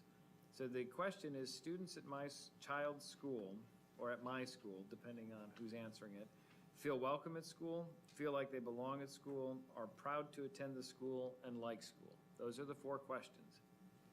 For feel welcome at school, the responses last year were 60%. We're recommending that that goes to 80%. Feel like they belong at school was at 53%, and we recommend that goes up to 75%. Are proud to attend the school was 45%. We're looking at a 50% target. Like the school was at 33%. We're looking again at getting to 50% in this first year. These indicators, you want to think about culture and climate, and you want to think about attendance rates. If students feel welcome and a sense of belonging, they're more likely to attend on a regular basis. If they're engaged in extracurricular and co-curricular activities and they've got a network of supportive friends and peers, they're more likely to continue coming to school. And these indicators, so they all come into play, but we think the first one and the last one are the 2 most important. And when you look at what's in your chart here, this gap between what parents and teachers see in terms of kids feeling welcome or feeling like they belong is pretty significant. And so we're really, as we've talked about before, elevating student voice, engaging them in terms of their experience, because the more engaged they are, the more we attend to these things, the more likely they are to demonstrate results on our number 1 priority, which is their achievement. So that was our conversation, and we really did, even though we're going to measure the parent and staff indicators here, we wanted to focus in terms of priority on those student indicators and raising those substantially in this coming year. Questions? I wanted to comment on this because when I was looking at it, one of the things you always go is, well, how many people actually responded to the survey? And obviously there are issues with the way surveys are done because of how they attract certain responders but not others. But even so, I mean, we are talking about over 10% of our student body responded, which is a pretty large number. I mean, that's for survey purposes, that provides statistical information. It's only middle school and high school. Right. Well, sorry, yes. Yeah. But yeah, so it's even greater than, apologies for that. So, you know, it's very concerning that students have such a negative, what would appear to be, at least, based on this data, potentially very negative response to being at our schools. And do we know any information about why they felt that way? So we did ask, and the Hanover presentation will be at our August 16th. Right. We asked them to look at pre-COVID versus post-COVID, and we know there was still a gap between student perceptions and staff and parent perceptions. This gap is exacerbated, so we do think there's a COVID impact that's reflected in the baseline data from this year. The other difference from the 2 prior administrations is that students were asked the question in the fall of 2018 and in the fall of 2019. They were asked this in the spring of 2022. So generally speaking, if you're on our campuses today, there's a lot of positive vibe. People are glad to be back to school. By the time you get to April and May, people are exhausted. And so we think that there may be 2 variables that impacted the difference in this number from prior years, but it's still a significant concern and one that we should attend to. Yeah, I think I'll actually just connect that because it'll come up when we discuss point 5 is the timing of surveys, whether it's for students or staff, that was a point that Margaret Cerna really identified as an important area for growth because, yeah, depending on when you ask a question, if you're asking it at a time when people are tired, they have final exams. If they're in high school, they've got a lot going on, middle school too, all this other stuff, it can really impact. But I think even then, it's important to know that that is, at least at that point in time, that is how a big portion of our students feel. And that does raise separate points as to what do we need to be doing potentially, if that is a variable impacting it, what do we need to be doing differently in the second semester, because that is a longer semester usually, although we have this balanced calendar, but usually a longer semester. It feels longer. It feels longer.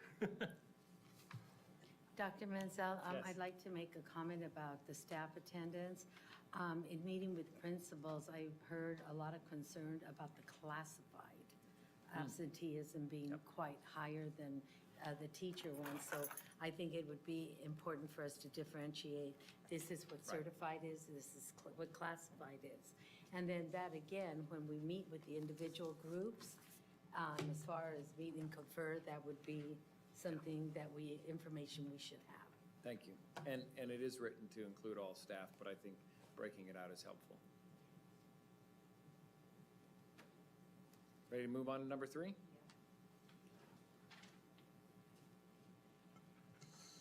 Okay. For goal area 3, talented and qualified professionals, we are missing some data, so we're basically starting at ground zero, which means if you take a look lower on the KPIs there, we're going to look at prioritizing increasing the percent of staff members participating in a district mentorship program. And specifically, we were looking at that because we know, in a structured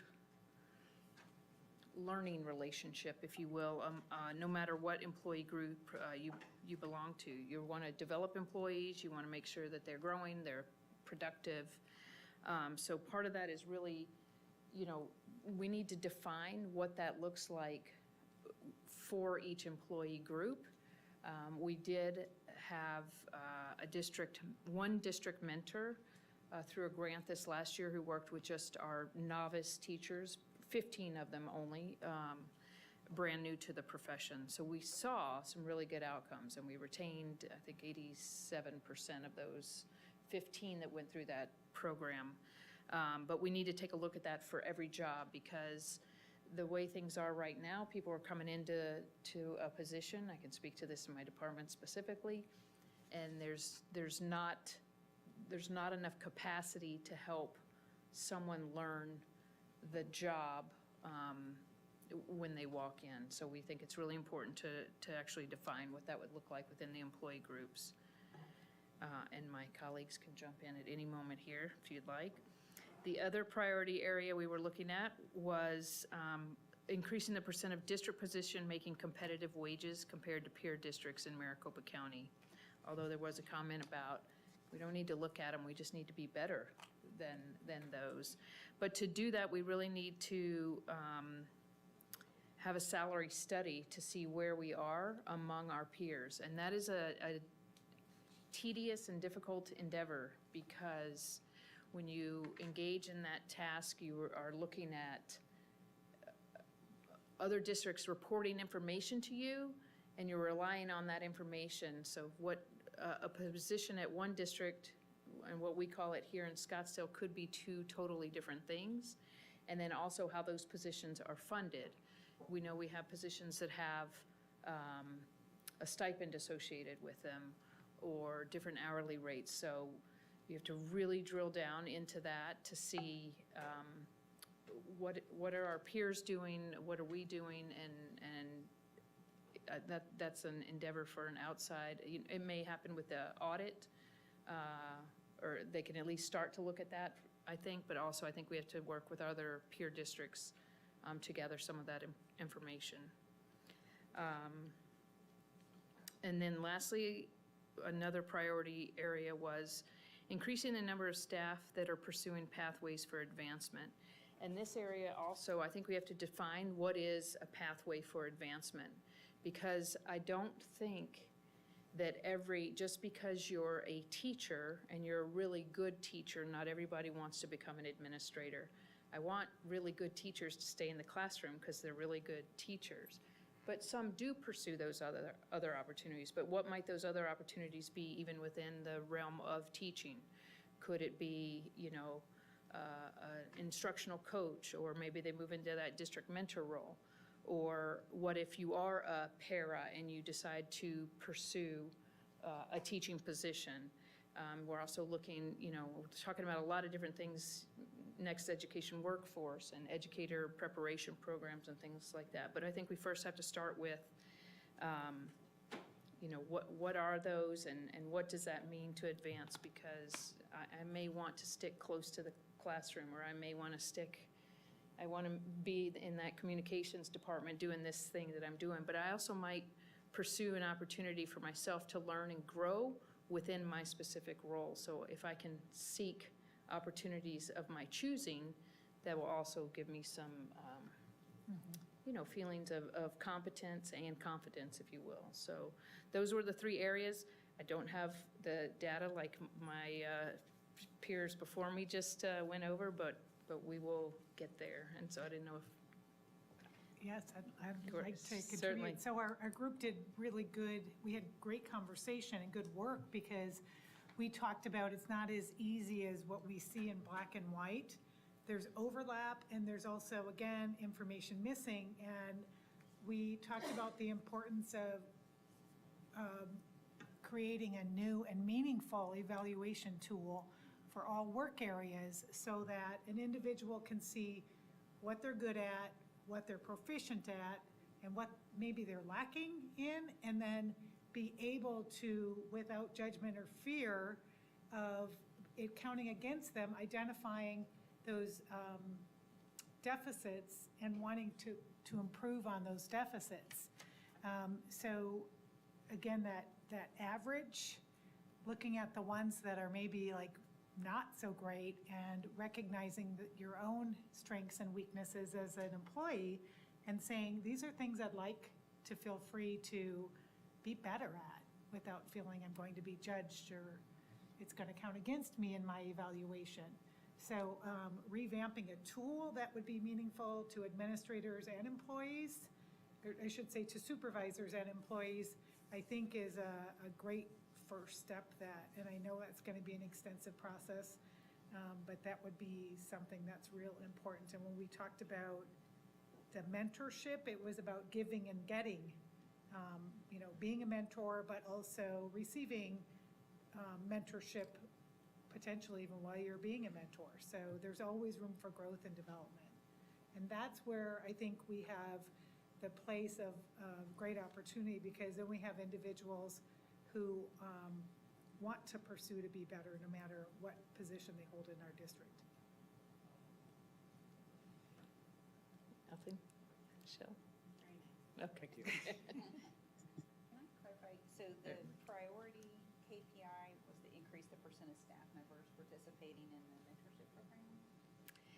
Yes, and we don't have a baseline number. It's really talking about what that mentorship is. So as we did approve some teaching mentor roles, but we also know that we're also looking at some shortages in areas. So how are we going to be thoughtful about that? And what does it mean to be a mentor in a certified position versus a classified, even in an administrative role? Because we could use some mentoring too.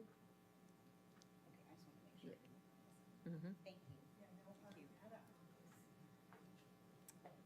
Makes me uncomfortable. Patty? Could you differentiate that for me a little bit from what we used to have at each of the site levels? Like, for instance, we would have, what do you call it? What was the term, Julie? It was like not a chair, but maybe a department chair at each of the, lead teacher.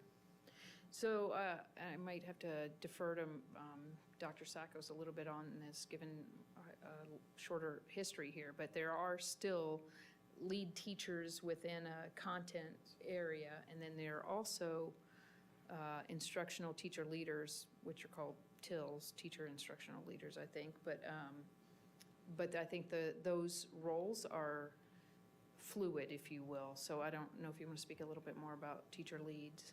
Sure. So about 5 years back, the idea was to remove department chairs at the high school level and spread the wealth a bit so that elementary, middle, and high had what was called teacher instructional leads. And so that varies different by elementary, middle, and high school. Shortly, a couple years thereafter, there was a big cry out and a need for restoring department leads. So department leads do not get compensated as much as they did for as they were department chairs, because chairs were compensated by the number of X amount for the number of individual in each department. So currently, we do have department leads at the high school in your 4 content areas and world language. So we do have the ELA, math, science, social studies, and then world language. And then special education remained with the department chair concept, where they get a dollar amount per individual in their department, if that makes sense. So did the leads get compensated more? The teacher instructional leads get $3,000 for the year. The department leads get $1,000 for the year. And the department chair for special education gets compensated X amount per staff member in their department. And don't quote me, I think that's 500. So if they have, 5 individuals in the department, then that's 2,500. I would need to triple check that dollar amount though for special education. That may have changed. And I think this does provide us an opportunity to revisit and maybe clarify what those expectations are of individuals in that role, like how are they mentoring? Are they mentoring? Well, and I remember that change because there was quite a bit of frustration around it, because a lot of those department chairs were doing quite a bit of work and happy to do so. They were compensated accordingly. But then when that was taken away, they found themselves still being in the position to do the work, and they were no longer compensated. And so there was kind of, not an informed person any longer that was motivated. Well, they all are because they care about what they do, but, so that is something to revisit, that not necessarily the position, but how that is structured. Anything else on goal 3 before we move to goal 4? Zach and Christine. Well, this one is a little unique because every single one of them does not have baseline data. So we're basically starting from scratch on all of them besides 4.3, but then we're trying to figure out what's the best way for that one for performance targets, because every year the committees change, the needs change. So we talked about maybe the interest, how many people were applying to join the committees would be a good way to track that one. On 4.1, increase the number of formal community partnerships that enhance opportunities for students and/or staff. The most important thing just happened. They hired somebody named Casey that just met all of the principals at the Admin Academy, which was his first day. Is it a she? He, that's what I thought. So basically, the groundwork's being laid there, talking to the principals, learning what partnerships they have, making contacts in the community. Another important part of that one is they need to find the right CRM tool. So until they get that down, kind of in a holding pattern. On 4.2, that one again is going to take planning guide, revisions to the planning guide. I'm working with Dr. Sackos, so we're kind of in a holding pattern there. Already talked about 4.3 with maybe looking at community interest, and then 4.4, we don't even have that right now, so we need to bring it back.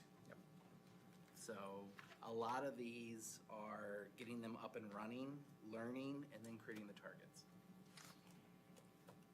And did you talk about priority? So, yeah, so I think the really exciting thing about this is just that, is there's so much opportunity here to build. We know that there are many, many partnerships that already exist in the district at the site level and then even at the district level. What we need to do first is sort of collect all of that, if you will. So reaching out to our sites to share that information so that we can measure it moving forward, not just the dollars, but the time and the talent that's shared with our students. And I think, and that's why finding the right tool, because again, this is a position, when I speak with Casey, I mean, he's used to maybe having a quota. This is not that, where there's like a dollar delivered at the end of each month. Rather, this is really going out to the community, building relationships, and looking for the mutually beneficial ones for our students and our staff, and then additionally for the community, and then how we can cross-promote and really celebrate just that engagement. So when we look at the first one, again, first it just starts with doing sort of an audit of what our schools have, what gaps exist that we can help fill, and then additionally, what exists that we can enhance, because we don't want to ever limit the partnership at the site. We want to help grow it at the site, but maybe there's an opportunity even for that partner to fulfill a need at another site in addition to, not in lieu of. And so that's where we still need to sort of wrap our arms around all of that already exists and start to catalog that, and then devise the right tools so that we can move forward, you know, sort of an approach that you would have in sales, so that we continue to check in and we don't lose sight of the relationships that we're building, that the cold call or that initial warm lead doesn't fall off the radar ever, and we're systematically moving through and developing stronger relationships every step of the way. So that's really at the heart of that number one, is additionally laying this foundation and figuring out how best to measure the time and talent in addition to the dollars. So I think that's a priority for sure. And then that second one with CTE, we know that already in business services, or rather facilities, they utilize interns. And so the framework exists for us to do something similar. I know I've had SAB students chase me down this very hallway, anxious to pursue their future in public relations sooner than later, come right for us. And same thing with CTE graphic design students. So there is a framework there, but whether it's credit bearing or if it is, you know, something we need to pay, that's where we can have those conversations with CTE and of course, Melissa and Amy moving forward. But I would say that's a priority area where we can immediately inside our district provide opportunities for our students. We have to be creative with time. Dr. Menzel and I talked about different opportunities. If it was students that wanted to work and sort of learn the HVAC world, I mean, sometimes that means starting earlier at a job site and maybe doing more school later. And so different opportunities would look different depending on the role, and those would just be internal opportunities. But how then you go out and you're able to replicate that or share that story, I think is where we'll really gain traction in the community with other businesses and nonprofits. So I think that's something that would be a priority, because we could make some real impacts sooner than later. And then moving forward, I know we talked about committees, as Zach mentioned. It really varies year over year, depending on textbook adoptions and the likes thereof. But service learning, I know, is something we've talked about bringing back. You're probably familiar with when it was here before. And again, that's a great opportunity to support our district and the community as a whole with service learning. But that requires, again, working with Dr. Sakos and team on the high school planning guide and where that fits. So that would not be something that we would see come to fruition until next year, right? So while there's a lot of enthusiasm around this, we are building something and being intentional in how we can measure it moving forward. I know we're running over, so I'll just be quick. I'm very excited about this. I think that all of them are important, but 4.1 is really should be a priority. I've heard from many community members that not the high-level partners that we have, we all know, we see them all the time. It's the ones right under there. I've heard repeatedly that don't get a phone call back, that have a scholarship to give, but no one even applied because it wasn't put out there. Didn't get a thank you when they made a big donation. It's all of those little relationships that we could do really a better job at growing and building and sustaining. So there's a lot of tools, I know you know them, from Salesforce to grant writing, there's a lot. So I look forward to hearing more about this, and of course, the in-service learning stuff is very cool too, so. I like that you said the thank you, because I think that's a really critical component of all of this too, is to continue to generate that support, and whether it's on social media. But we also, in all of this, need to define what a partner is versus a sponsor versus a vendor, and sort of what partnerships would come to the board and which ones just continue to sort of operate at the site as they do now, bringing food, for Teacher Appreciation Week or what have you. There are so many different versions, and so we're just trying to wrap our arms around it now and hopefully build it out in a very thoughtful fashion, as you mentioned. Dr. Hartwells? Yeah, thank you. I am really, really happy to see the service learning here. A question about what this means in the KPI compared to a lot of the volunteer work that students, particularly in the high school, are required to do as part of, say, National Honor Society or different organizations. How would that be? How's this different in terms of, I mean, it's obviously a little more formal because we're talking about planning guide. Can you just talk a little bit more meat on the bones of what that might look like, please? Sure. So just a little history on service learning. Those service learning used to be a class, an elective course offered at each of our high schools. So what I'm envisioning is, as we begin to implement service learning again and introduce it to our student body, that it'll be done via a club. And we attract students until we have enough to offer sections at our high school campuses. So that is the first piece of student learning.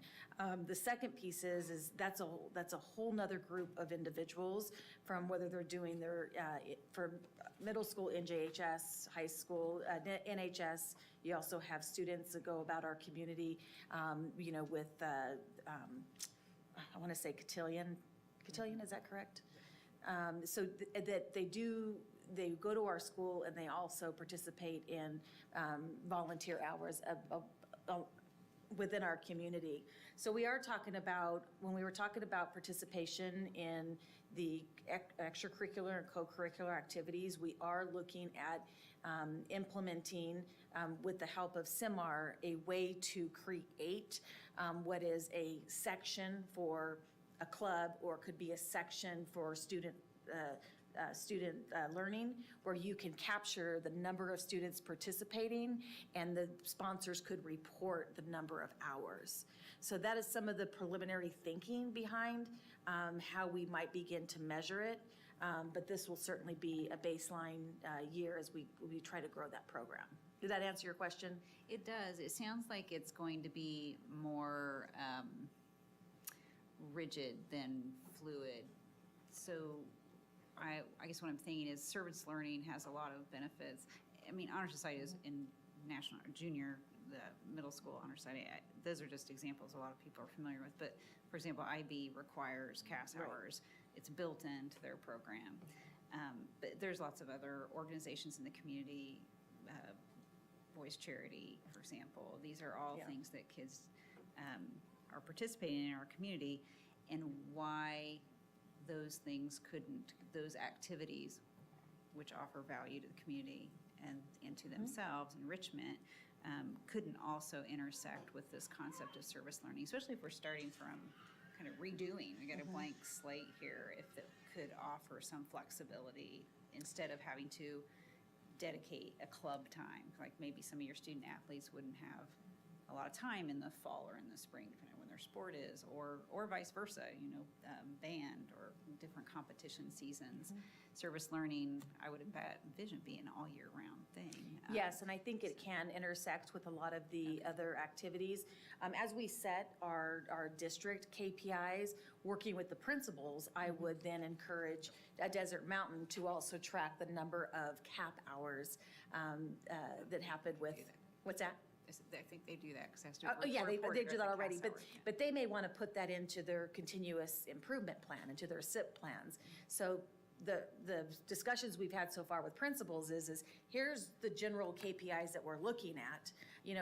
there are common ones already that are already in their SIPs, like decrease in office discipline referrals, increase of attendance. But when we start talking about community service hours, volunteering hours, that's a perfect area for the principals to capture that and set that as a goal within their culture and climate, or interfacing with the strategic partnership goal, and be able to track that and really, purposefully make sure that kids are aware of those opportunities so that they can increase participation. Okay. Well, that's exciting. I think that'll be interesting and to track and follow how that grows. The other question was, it's just a comment, and this was kind of, actually, Board Member Beckman was raising the point. These partnerships also are informal in the volunteers we have on committees. And I shared some feedback earlier today. One thing that would be great, and now that there's someone dedicated to be able to do that, and I realize bandwidths are stretched, but a follow-up on impact of their work on the committee. And I think that should just be baked in. If you're the staff who's staffing a committee, then at some time point, there should be some kind of a follow-up of impact of their contribution, and along with the thanks. And that's not rocket science, but that is some feedback I too have received of volunteers on our committees who have felt like, okay, whatever happened with that, they got a little invested, and then just kind of, we moved on, and they still, just close it up, I guess this is the point. So anyway, I think that's all great, and I'm excited that it sounds like you've got things under control. Anything else on 4 before we move on to 5? All right, last but not least, optimizing resources. Yes. Okay, so we looked at a couple different things. The first one being increase per pupil classroom spending resource categories. So the data source being the AG's school district spending report that comes out annually. On that one, we're at 72.1% now. You're never going to get to 100% because there's looking at how we do spend the money. But our consideration with that is that we want to definitely maintain or increase the percent spending in the classroom. But we talked a lot about what does that look like, and on that report we're categorized with where we are, but it looks at where we are with our peers. However, there's decisions that we make in our district that are naturally going to make us look different than our peers. When we have assistant principals in all schools, or we have schools that have smaller class sizes, that's going to impact it. So we also felt that it was really important to look at developing an internal evaluation tool for how we review how we're spending and what that looks school by school. So not only having the AG's report, but also having an internal report that could really show how are we school by school spending those dollars, and are we allocating those resources in the best ways. Second goal being increase the percent of staff members who indicate they experience flexible opportunities for conferencing, collaborating, and professional learning. On this one, there's no data for it. There's no baseline for it. So the first step is going to be developing and implementing the staff survey, and really looking at, again, the timelines on when we do that, but what is the most important data or question to be asking to make sure that we get the right data that we're looking for when we start looking at professional development and how we're using time, and do our staff feel like they have the flexibility to be able to do things with their time. Next goal being maintain or increase the percent of stakeholders sites involved in the budget process. And so that one, we kind of had 2 areas we looked at. One, develop, implement, and train staff on budget development. We've had a process for I don't know how many years, much longer than I've been in this role or the budget roles, of just rolling over. What you got last year is what you get this year. Or allocating the same amount per student to everyone.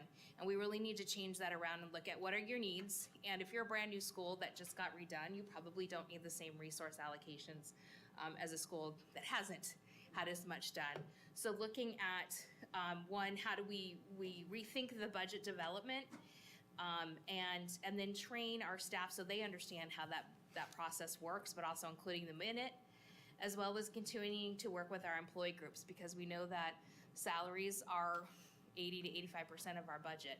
So that, again, continuing to work with our 3 employee groups when we're looking at the salary and benefit portion of our budget. Increase average daily membership.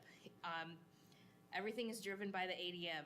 And so we looked at that one, and really my goal was just to get us to where we could maintain it instead of declining. Quite honestly, if we do and we implement all of the things that are talked about here, even the steps towards that, I think you'll see an increase in ADM, because when our community and our families start seeing the changes within our schools and how our test scores are increasing and the partnerships we're developing and attracting and retaining the staff, I think all of that will make an impact on our ADM.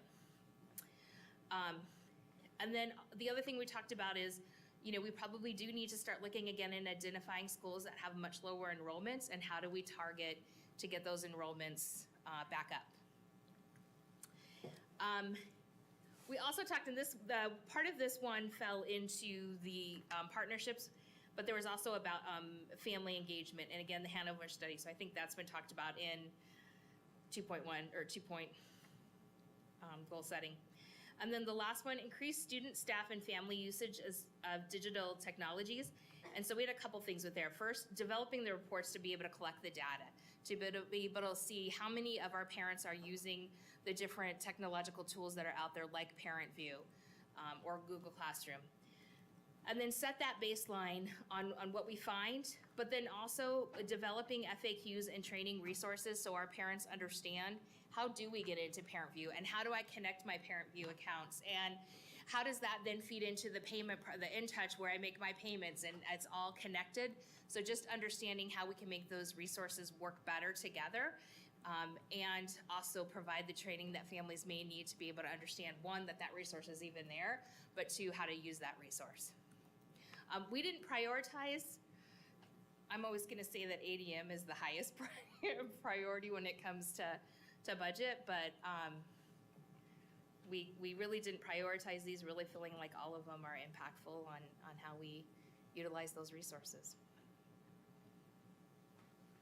Did I leave anything out? No, I think you did a great job. I think on the increased student, family, and staff satisfaction, we did have a discussion again about at appropriate grade levels, allowing students to provide feedback on individual courses that they take. I know that it's been discussed before, and there may even be plans to roll that out as we kind of roll out this 360 evaluation slowly. I think the 360 evaluation is too intense for like a high school student to evaluate their course, but certainly some sort of a method to get that satisfaction at that level as well, as opposed to just the overall, how do you feel connected in your school and what have you. Again, a number of these don't have necessarily baseline data, so as with some of the other areas we saw, the main goal for this year would be to develop those plans. And with the ADM, we did have a discussion about, should we set a target of increase by 100 students? The problem is that the school year's already started.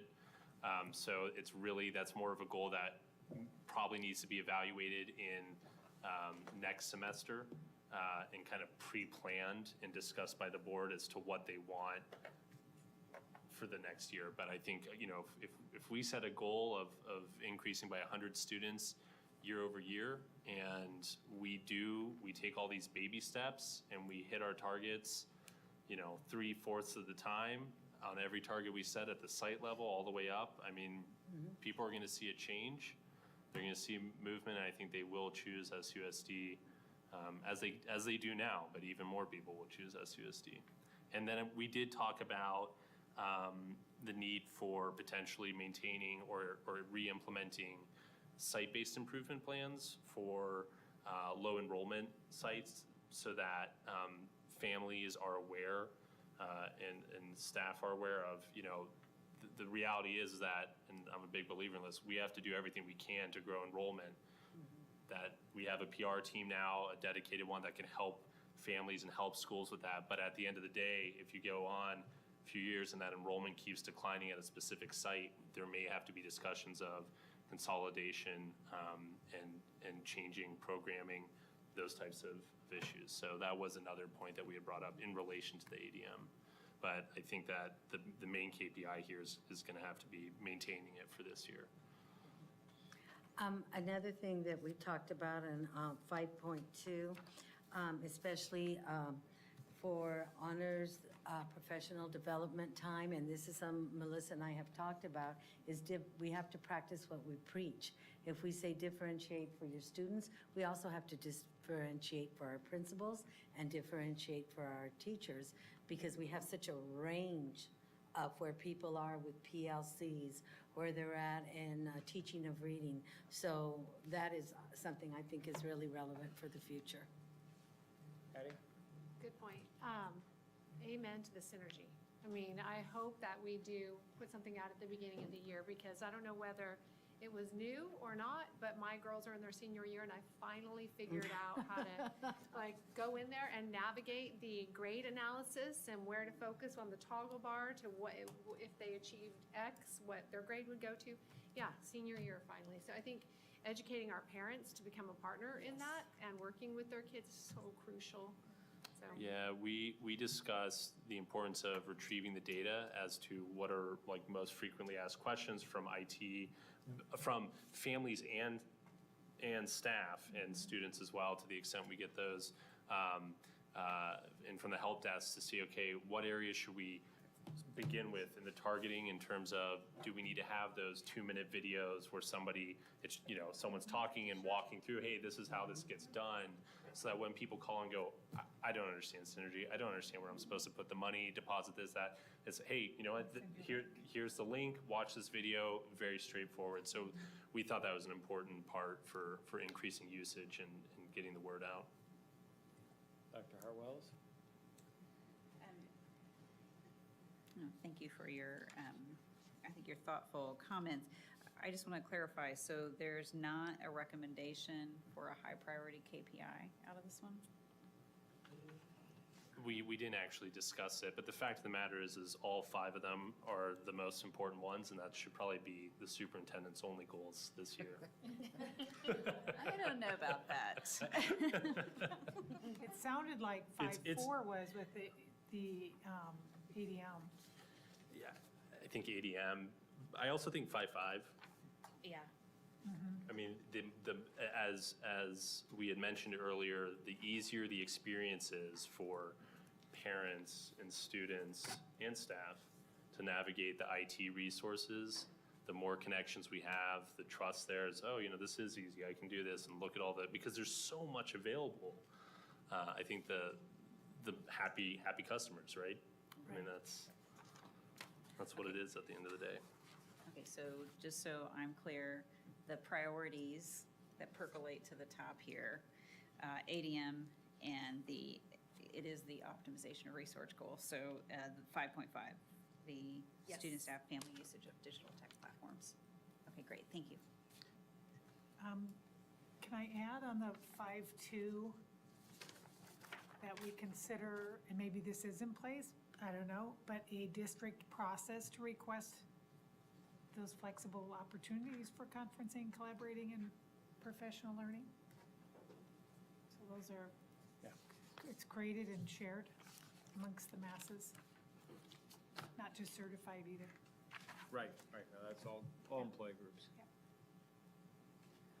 All right, Dr. Benson, would you like to share what the next steps are with this before we do the final piece and then wrap up? We should be done by 10. I think we're shaping what the next steps of this look like based on how this just shook out here. So we've captured everyone's thinking here and identified the priorities. We'll do some wordsmithing, and then is the next step to bring it back to the board. Did I hear you say? I'm worried that the turnaround time might be too fast for August 16th. I think we want to send to you what's there, give you some time to digest, formulate some feedback, and you can send that feedback to us. We can take a look at that, see how it looks with some of the baseline data that we were going to go back and review, or trend data, and then get that back out to you and maybe put it on the September 6th agenda. Can I ask that, sorry, are we raising our hand? Are you raising your hand? Okay. Can I ask that at least in some of these, we specifically ask for feedback from relevant categories of staff, and that would be very helpful as well to help sculpt. My only comment is that I think your contract requires that your goals be set in August. We'll look and see. Okay, But end of But August. this provides a starting point for framing something for the board to work from. And I can give you the starting point, and then we'll, Yeah, I just want to avoid what ended up, even if we waive that provision, say, okay, we'll do it, and I want to avoid what ended up happening last year, which was we basically did it in October because of all the timing issues. So I just want to make sure we do that. in December. Yeah, no, I appreciate that. And so this is really a good starting point for that conversation. So the last thing that you have in your packet that we're going to discuss is the board agenda standing items. And it's a nice chart of some of the expected action items throughout the course of the year, other agenda topics, and an update. For August 16th, I know that there are some shifts that are happening, like the IB presentation is going to be on September 6th, not on the 16th. The Hanover Climate Report will be done on the 16th because they're finalizing that now and will be available that night. So some of those will change, but what I'd like to do, instead of going through each of these now, you have over time identified some priority areas of focus. So we did the presentation on the fine arts programming and did a security review. There are other things that you've identified, grading practices. That's going to slide a little bit because we want to be clear on what the interest is there. So we're making sure the report is consistent with what the board's looking for. We know that there's a desire for the summer school and impact of ESSER funding, so that's scheduled for September. But as you review this, if there are other things that you would like to see, please note those. And then we can figure out, as we plan for the balance of the year, which agendas it makes the most sense. And we can make sure that we've got the right people and the information prepared in a way that's digestible and relevant. I would just like to say that this is a project that I think started all the way back with Allison as a board member asking for, and I just wanted to thank Gladys and Superintendent Menzel, but mostly Gladys, no. I want to thank Gladys mostly Gladys. so much for putting this together, because this gives such a great overview of the key items that we know we're going to have to tackle anyways, and really I think will help the current board president, of course, but also future board presidents and future board members identify, you know what, this might be a good time for when I could ask that something be placed on an agenda, because the items are lighter or easier to get through. So thank you so much. I really do appreciate it. And with that, the formal part of our meeting is done, and I'd like to ask the governing board members if they have any final thoughts, given we got this retreat in August for the first time. So thank you. Yeah. Well, I would just like to say that putting together a strategic plan has been something I've wanted to do since I ran for this board, and I think as a young child,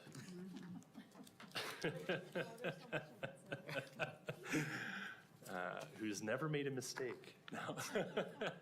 But what I would say is that it's been a long 4 years, and the problem with any of these processes is they can fall apart because priorities change, you get COVID, and of course the worst thing that could happen is you invest all this time and energy into something and then it just gets placed on the bookshelf like the prior strategic plan had done. And what I see here, and I am so grateful for, is just amazing leadership, the amount of time and resources you've all put into making this a success for our district and our students.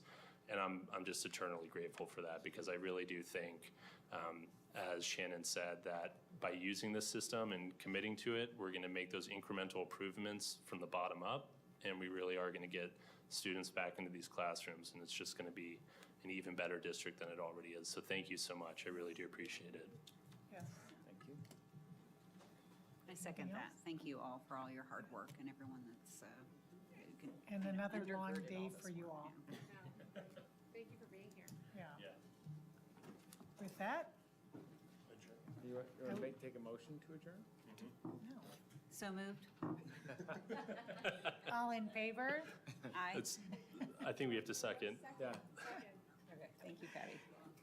Our retreat is adjourned at 8:31 PM.